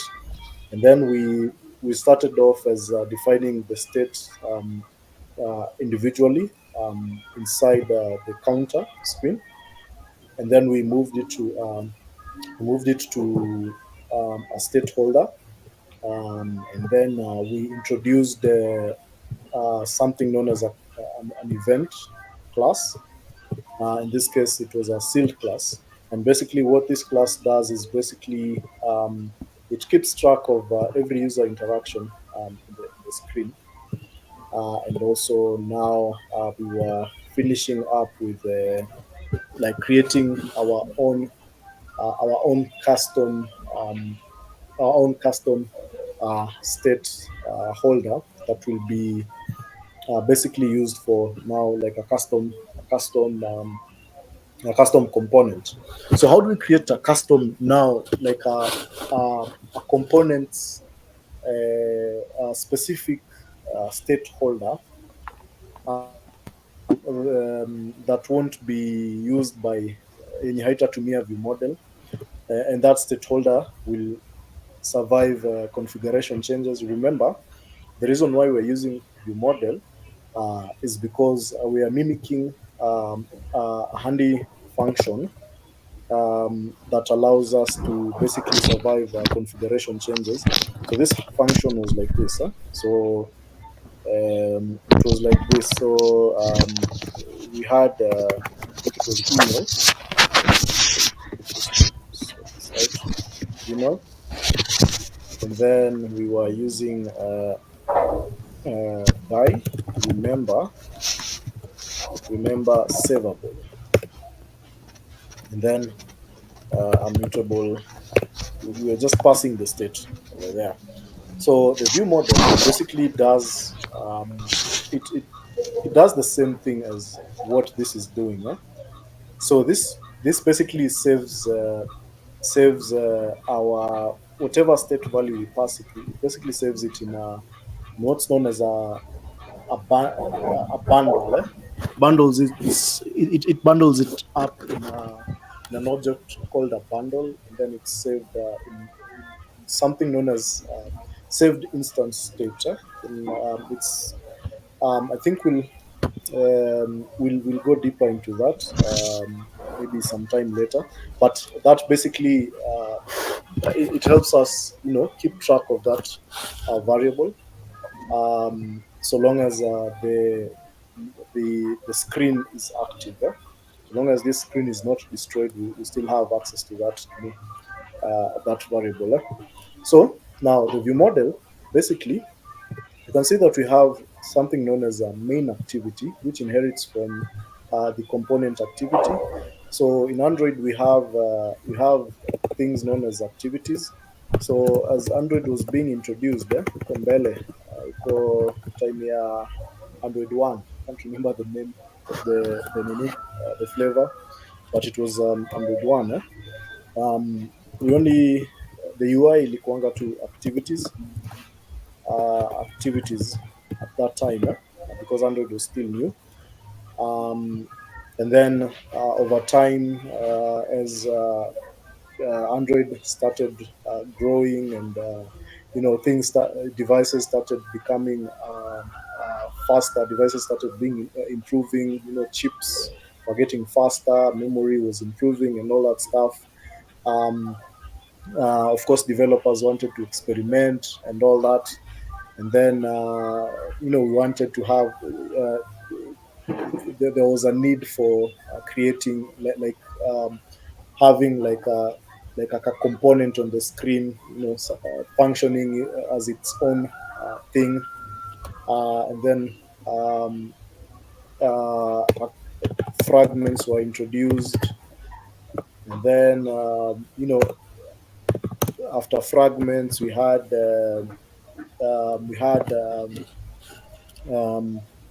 dialogues and all that. And then now we are now in Jetpack Compose, which is a totally different approach of working with UI. So during this time, before Compose, we were using more of a imperative approach of development. So imperative. So you can define it as imperative UI, and then Compose now introduce declarative approach.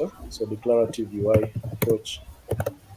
So the difference between these two is with Compose you can just describe the UI as you build, as you're building, as you're building the UI, and as you're building the app.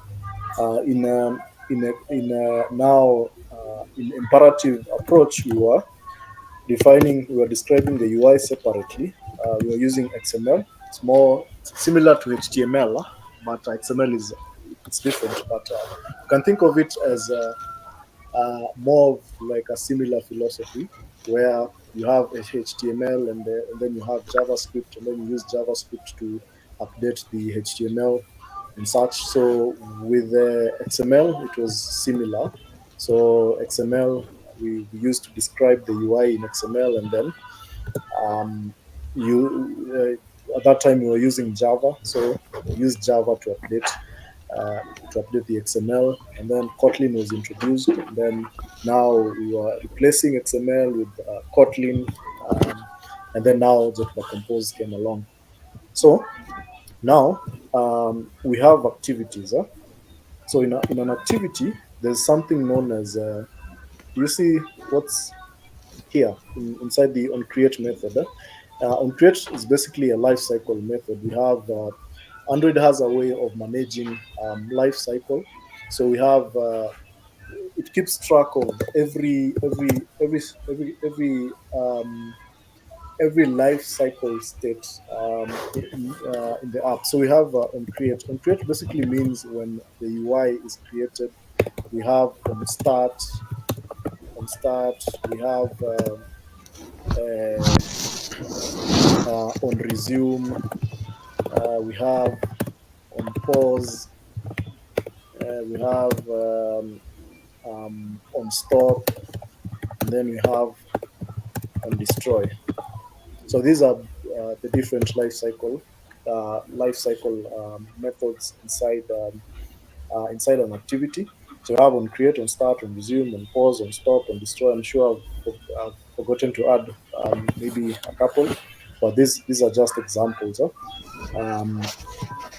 So on create, basically, it's called as soon as this screen, as soon as this activity. So remember, we have activities. So activity is just um, um, let me use a layman's language. At first, we were using activities as our canvas, as we were using XML.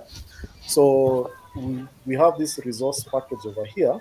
So we used to describe XML layouts over here. So there was a separate directory. So it was a resource directory that was of type. It was a layout type. So if I just create that directory over here, so this is where we used to put our XML layouts, and then the activity.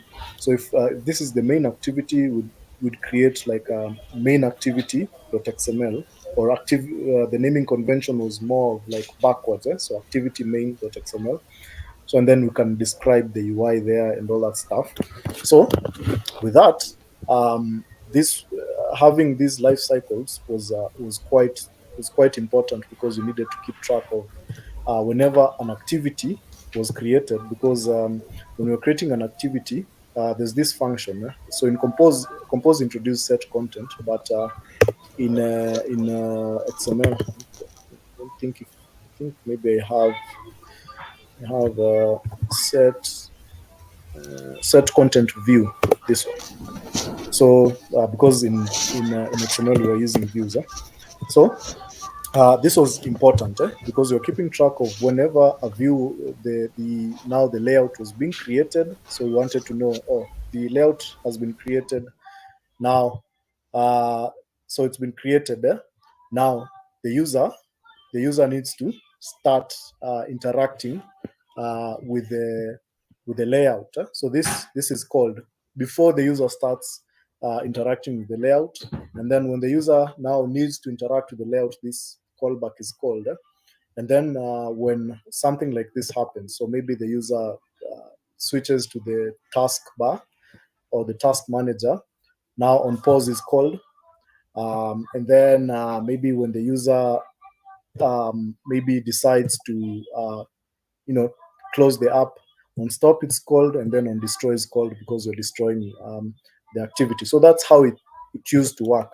It's still useful these days when maybe we want to deal with things like analytics and all that stuff.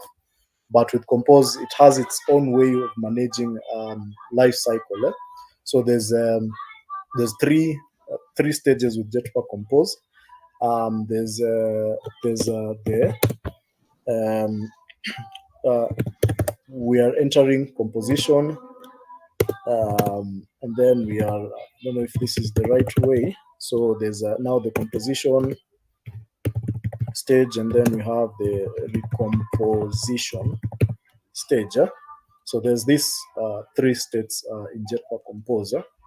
So it's a little bit, it's slightly different because it makes it easier for us to like keep track of what is actually happening. So a lot of that is done for us under the hood. So now we have now that activity. So in the activity, so in this on create method, we have this saved instance state, and it takes in a bundle. So when we use remember savable, what happens is it creates a new it stores this value in a bundle, and then we can be able to the value is recreated, actually, rather it's recreated inside this on create inside this inside this saved instance state. So it is recreated again, and then the value is now restored, basically. So that's what this remember savable does. But as you know, we don't really need this right now. because we have the view model, and it basically does the same thing for us, because the view model survives longer than an activity. So when the activity is destroyed, the view model is usually still active, and then it's destroyed. It's removed by the garbage collector. So it's basically the last thing that is destroyed. So this basically does the same thing. But also, now there's a instance where now we have to, we might want to create like our own custom maybe field, our own custom text field, and then we want to have like maybe when a user maybe types the first two characters, we want the color to change, such functionalities. And maybe we might want to have that functionality repeated across the entire application without having to rewrite the code again and again and again. So that is where now we might need to create like a custom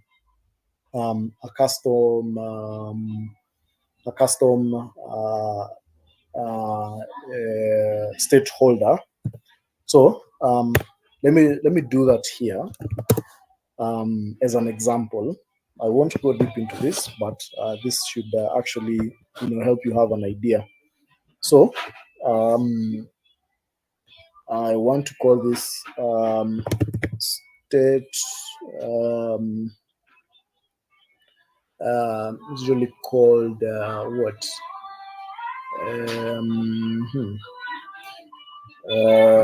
Choose a name. Okay, let me just call it first name. This will be of type. Let me see. Jina inapotea. This is not the right word. Let's see.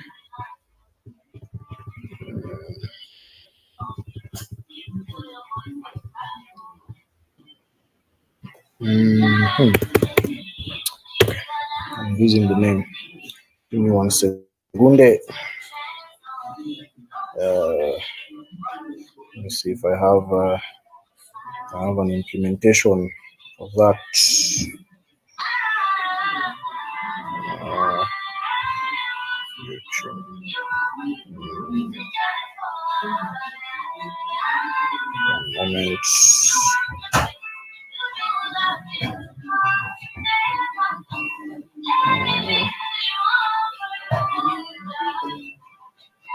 It's usually called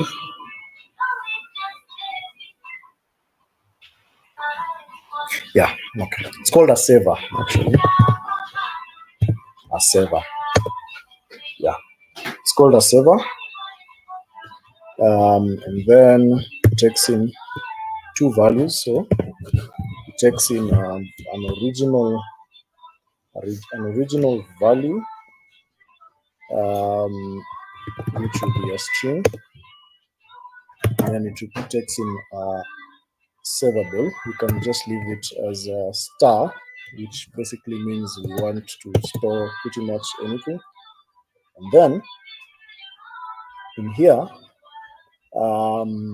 we want to use, so we can decide to use like this saver interface. This basically allows us to create like our own custom saver, but we can use the provided ones. You can use there's a map saver, which basically does the same thing. We have an int saver. Is it list saver? Not int saver, list saver, which also does the same thing. So it takes into parameters, so what we want to save, and then how we're going to restore it. So we're restoring it in form of whatever value we basically want. So if it's a type, so in our case, let's say we have the counter state, we are saving the counter state, something like that. We're going to pass that over there, and then we're going to save it. We're going to save it. We're going to save it with this. We can save it in a. Let's see. We can save it as there's like a function in Tangwa.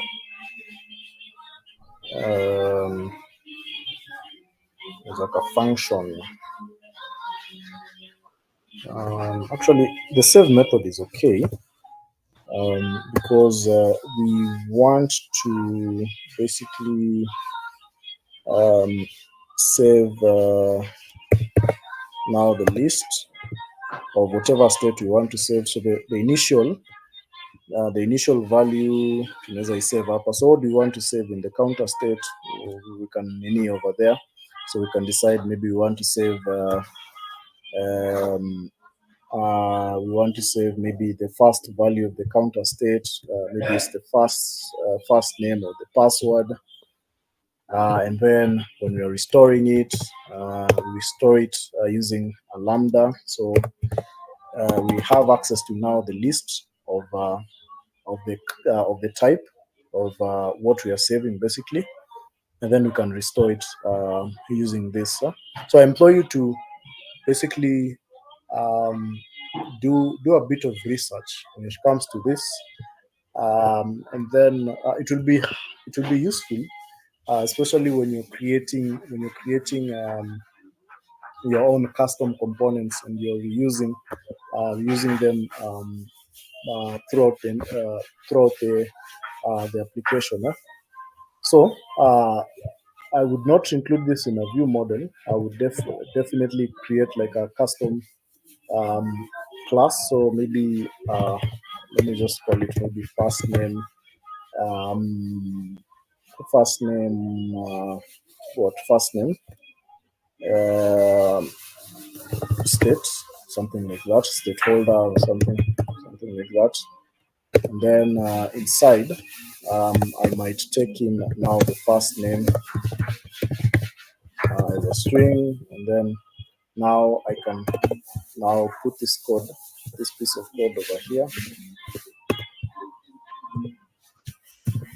And then whenever I want to access this value, just use this something like that. So whenever I want to access this value, I'll just create a simple composable that basically handles the creation of not the creation, but it basically allows us to access this value, whatever value we're going to be storing using this state holder. So whenever we want to use it, we can basically create like a maybe a custom composable over here.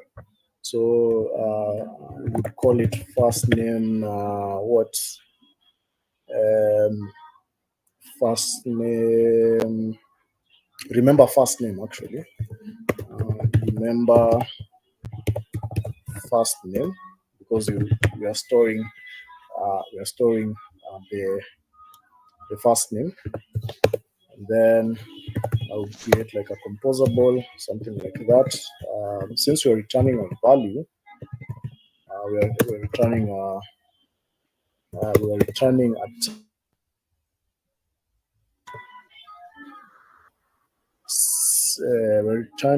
not a saver. We're returning. Let's just say we are returning maybe a string, something random. Where is our first name? Where's that function? Yeah, baby. So maybe we're returning the string.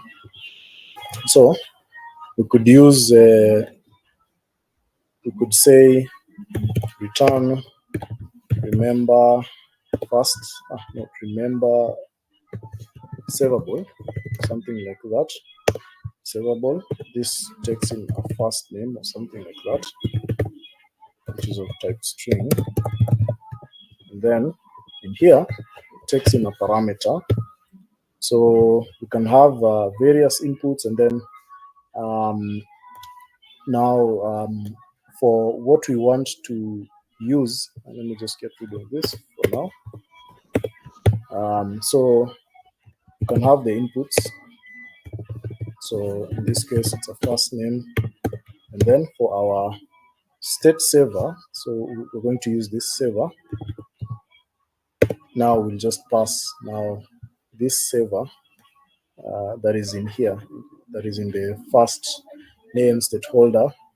So we need to use first name state holder.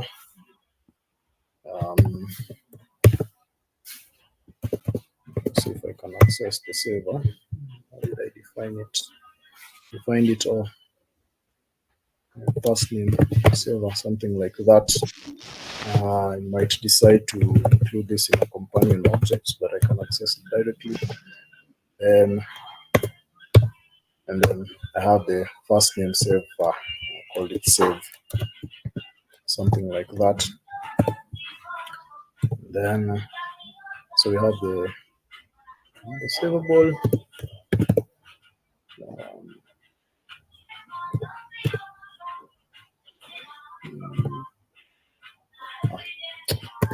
What do I need to do? Let me see. Call it documents applied. Oh, I'm missing a lambda. Key init. I do not want this. Let me use this state saver. So sometimes it's I'll use that.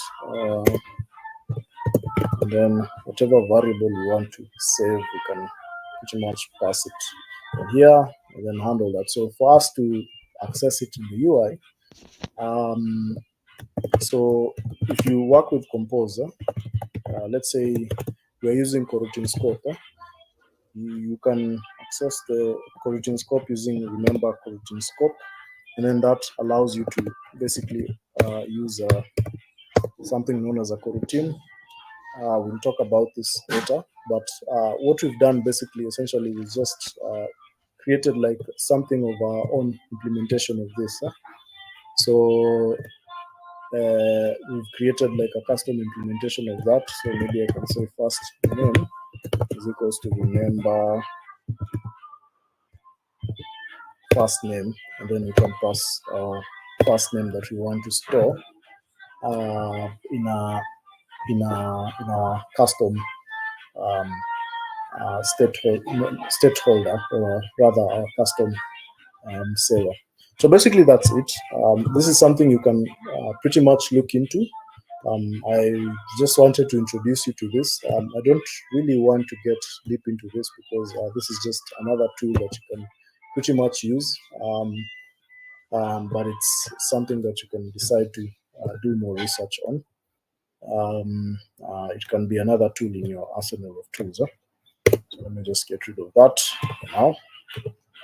And I'll get rid of this for now. And I'll just delete this. So if anyone is interested in pretty much learning how that works, I can create a separate session, and then we can have like an app, a simple app, just like this one. It can be a form. It can be a simple form, and then that form can be reused elsewhere across the application, and maybe you might want some custom implementation of that form.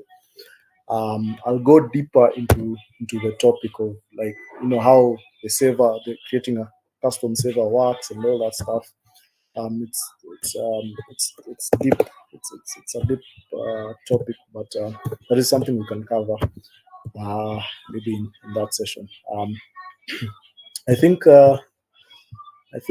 that's pretty much it. Get rid of this. I think that's pretty much it.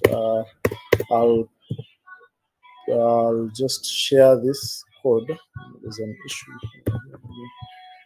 Get rid of that. I'll just share this code on GitHub. In fact, let me just create a GitHub repository right now, and then I'll just share it with sign on to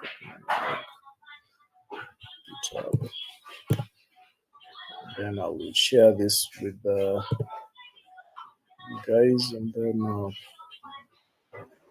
you can decide to, if you have any questions or if you want to look at something, you can look at it from there. So I'll just create a simple repository. Call this hutsy state session. Make it public, and then I'll just create the repository.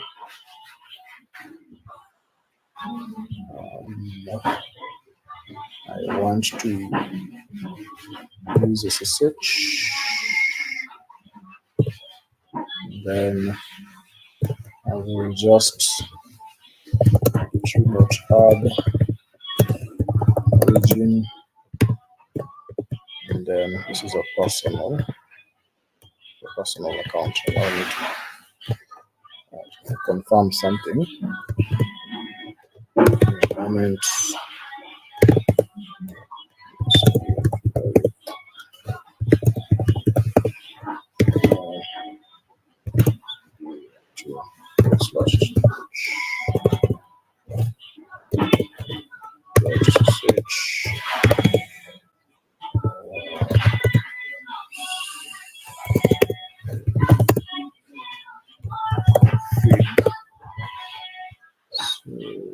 personal, so it's /personal.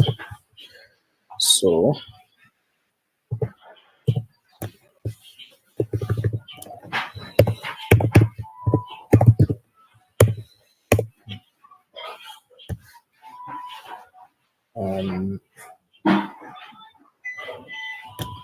the repository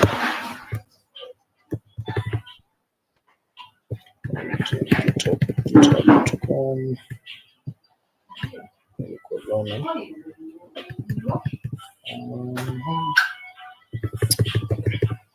let me just remove this personal for now. Not a Git repository.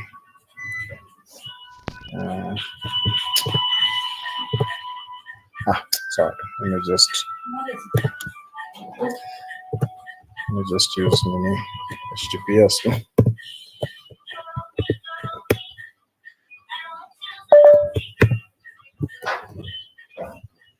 Git at GitHub, is it the correct name?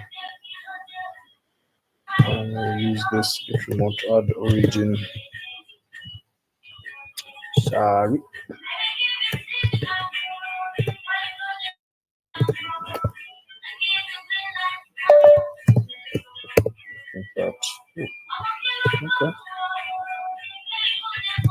Okay. Let me just share project on manually. Let's make this public. GitHub login. Rise. Haraka. Guess what? Talk to me. Yes, sir. Manage. Too easy. Okay. I think tutaita tu state management, and then I share hivyo. Awesome. So I'll share the link via WhatsApp. Sitaki kufungua WhatsApp saizi. Eric, a bit refresh. Can you refresh? Yeah. Okay. Itakuja tu.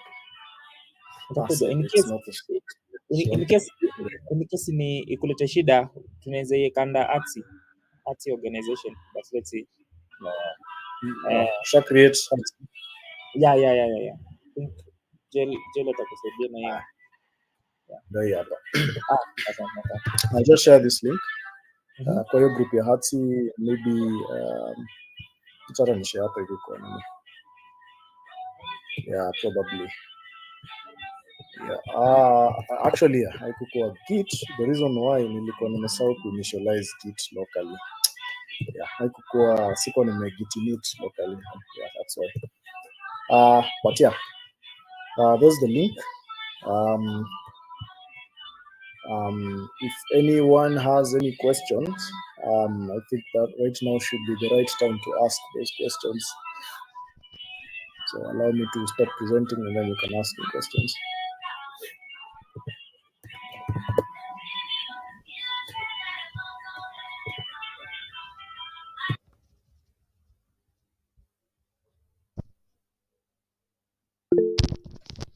Noah? Okay. Sam, go ahead. That was an amazing session by Eric. Kaa kuna msee ako na swali? Anyone? Na Samuel, Job as okay. a question. Acha tuanze na Samuel kwa raise hand alafu tuende kwa Job. Hello. That was a great session. I wanted to ask a question. So, using your approach here, event driven. So we have states and events. What happens when maybe in your screen you have a lot of events which involve navigation? So say a user can navigate to profile screen, to view a post, to what, to like different screens. Now that you have a function in your view model to handle each and every event, how do you handle navigation in the view model, or perhaps how are you going to go about it?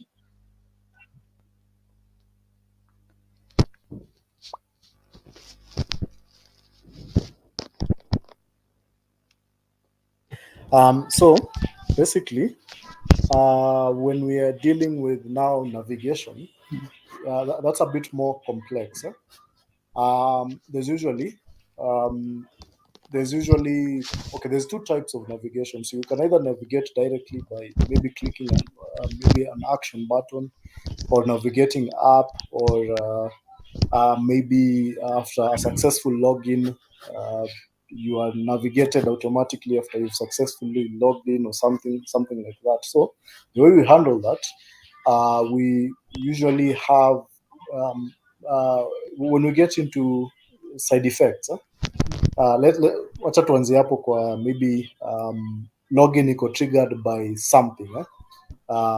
Maybe a successful event, or a successful action, maybe successful network operation or something. So we usually have like a separate event class in a notify UI that, hey, maybe this is a successful login. So users yasha click button, tume keep track of your event, tume make a network request, and then if you were successful, we have to notify the UI by using what's known as a one-time event.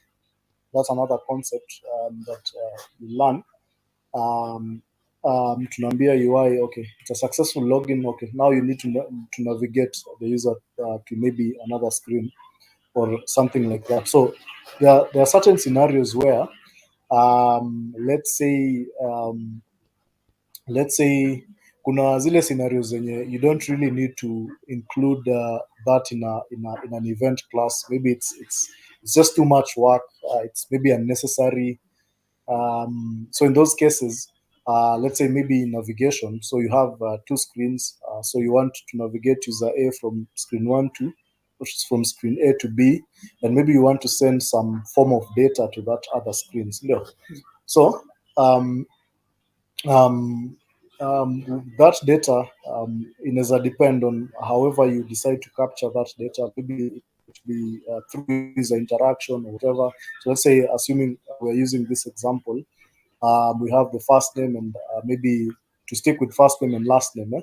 So we want to track the first name and last name, and then when the user maybe clicks go to screen 2, we want to transfer that data over to screen 2. So you can use the event class basically to keep track of now hizo changes za hiyo data, because you want to update the state object. But sasa when the user is navigating to the next screen, we don't really need to include that in our event class, because need to, like, it's unnecessary basically. So we can basically click continue. We have access to the state object. We want to transfer whatever is in the state object to the other screen. We already have that, so we can basically do that. We can just navigate them to the other screen. But sasa kuna konga, it depends on the kind of project you have or whatever you're doing, whatever your screen is doing. So sometimes you might find yourself needing to use the event class.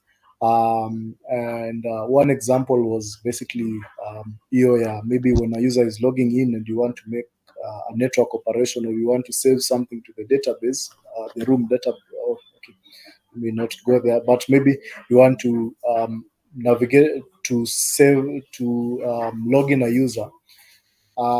You might want to use that event class, because you have to use the view model to help in making an API call. So there'll be another layer that will be communicating with the view model that helps us in making an API call. And then once that is successful, now we can notify the UI that, hey, the login is successful, and the user can be navigated towards maybe the other screen. So I think what I can do is we can have I can create like a small app that basically covers everything. So that app, I think I will do a basic network call. Sita follow conventions. Programming. It will just be a basic MVVM project. I'll introduce you, or rather, anyone in the group can introduce you to architecture in Android. But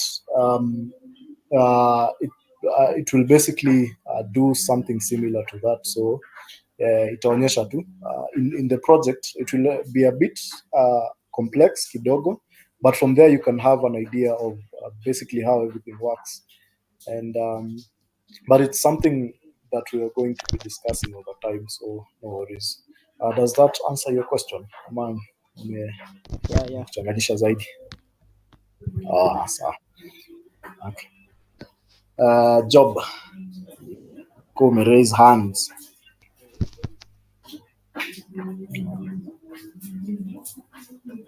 You might want to speak up. We can hear you.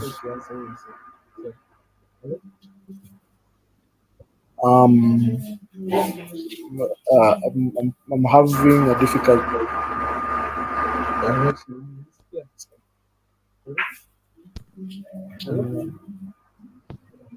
Yeah, I'm struggling to hear you. Job, maybe you can type it up. Your voice equally. Oh, okay.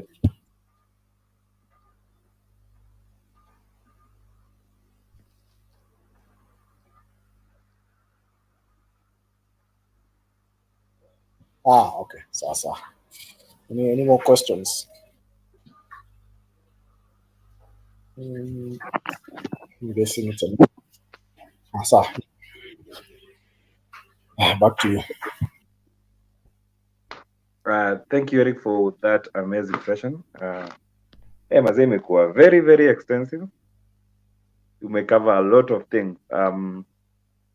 Sama alikuwa amesema ana record. I hope ili record the entire thing. If that's it, then it will be easier for the rest of us to go through it and maybe get through the concepts maybe zenye tumemiss or something. So I'll talk to Sam tujue kama imerecord vizuri the entire thing, alafu if we can post it on a platform, then tuipitie baadaye. You can go through it at your own free time. Ndo kama kuna kitu imekupita unairudia tu, alafu pia I think we can have a similar session soon. Na pia if you have a concept that you're struggling with, you can post them kwa our main hutsy group. We can have Eric or different guys present on concept. Juu pia ama if you have something you want to present, if you have a concept that you've been struggling with and you've captured vizuri, don't be shy. I think we can be using the Sunday like to do such, because the other imekuwa very very informative, very insightful. So if you know you're good at a concept, najua kuna wase wengi wako hapa. Juma was supposed to drop in but kuna meeting imemshika. Chepti alikuwa for a few minutes. Joel pia amedrop up, amedrop kuna stuff imemshika, but niko sure next time watakuwa wote. So if you have something you want to present to the rest of us, ama you want to understand it better through teaching, this is why we are here. You can present it to us. We can give you time to prepare and present it to us. So thank you Eric for that. Umesema unaweza tafuta another time, any other time uko available, leo tuambie tu, tutatry create time, hakuna kutry, create time alafu wewe present tu. So anytime you have enough time, leo ilikuwa impromptu na venye umepresent vizuri hivyo. Actually you are a very very very good speaker, so any other time uko available unaweza tufunza. Josephat, umeona mkono? Yes. Guys, na finalize ile session ya recruitment and interview process, na nitakuwa na prepare hiyo session. Nataka tu have session mbili, moja ya LinkedIn na LinkedIn, GitHub na social media, basically online branding, then nyingine itakuwa Q&A. So na bado na finalize na ule mse, then wait soon. Yeah, hopefully next week, early next week ama late this week. Yeah, but nita update. But in the meantime sijui Monari hapa. Monari ni mse mbaya sana, hata Eric. Hawa sasa wanaweza tusaidia. Kama kuna mse ana prepare for interview, vitu kama hizo. So kina Eric na Monari na tunaweza tusaidia na tukue like na hizi malit code. Like in a week. What do you think, Eric?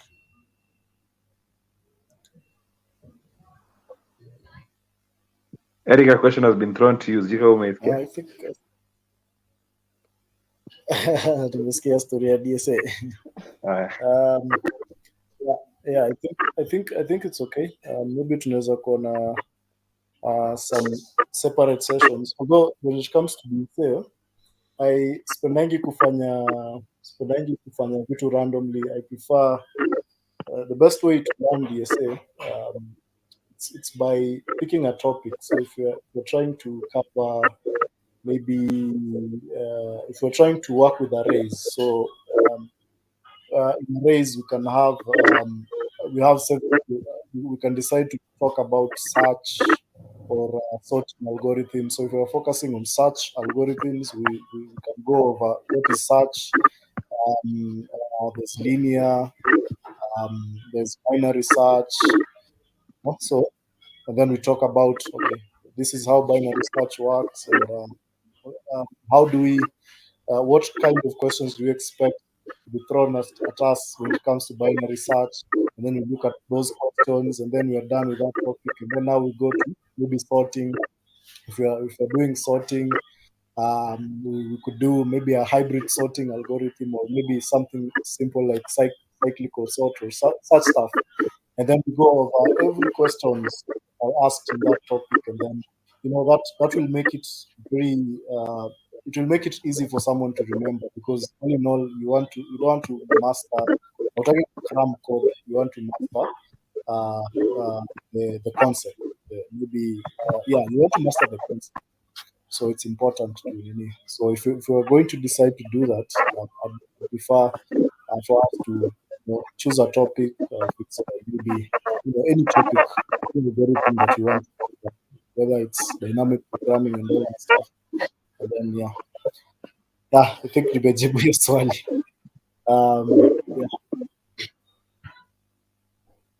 So I think we can have a proper conversation about that in our small corner, tujue how to strategize and do that in a better way. So ni sawa tu. I think tutakuwa na better conversation on that. But for anyone in the team, if you have ideas that can make this better, please proceed utuambie. because it's a free session. Mtu kama Eric is a senior engineer, sacrifice. Hii ni ka a whole lecture bana. Imekuwa how long from 2 to 4. Hiyo ni 2 hours. Hiyo ni unit ya 2 hours maze na hatujipia anything. So we will have more of such. Yeah, there's a guy mwenye alikuwa ameniuliza kama tuko na session Sundays peke yake. We have sessions every day, Monday to Friday. I think to have another conversation with Eric and Josephat.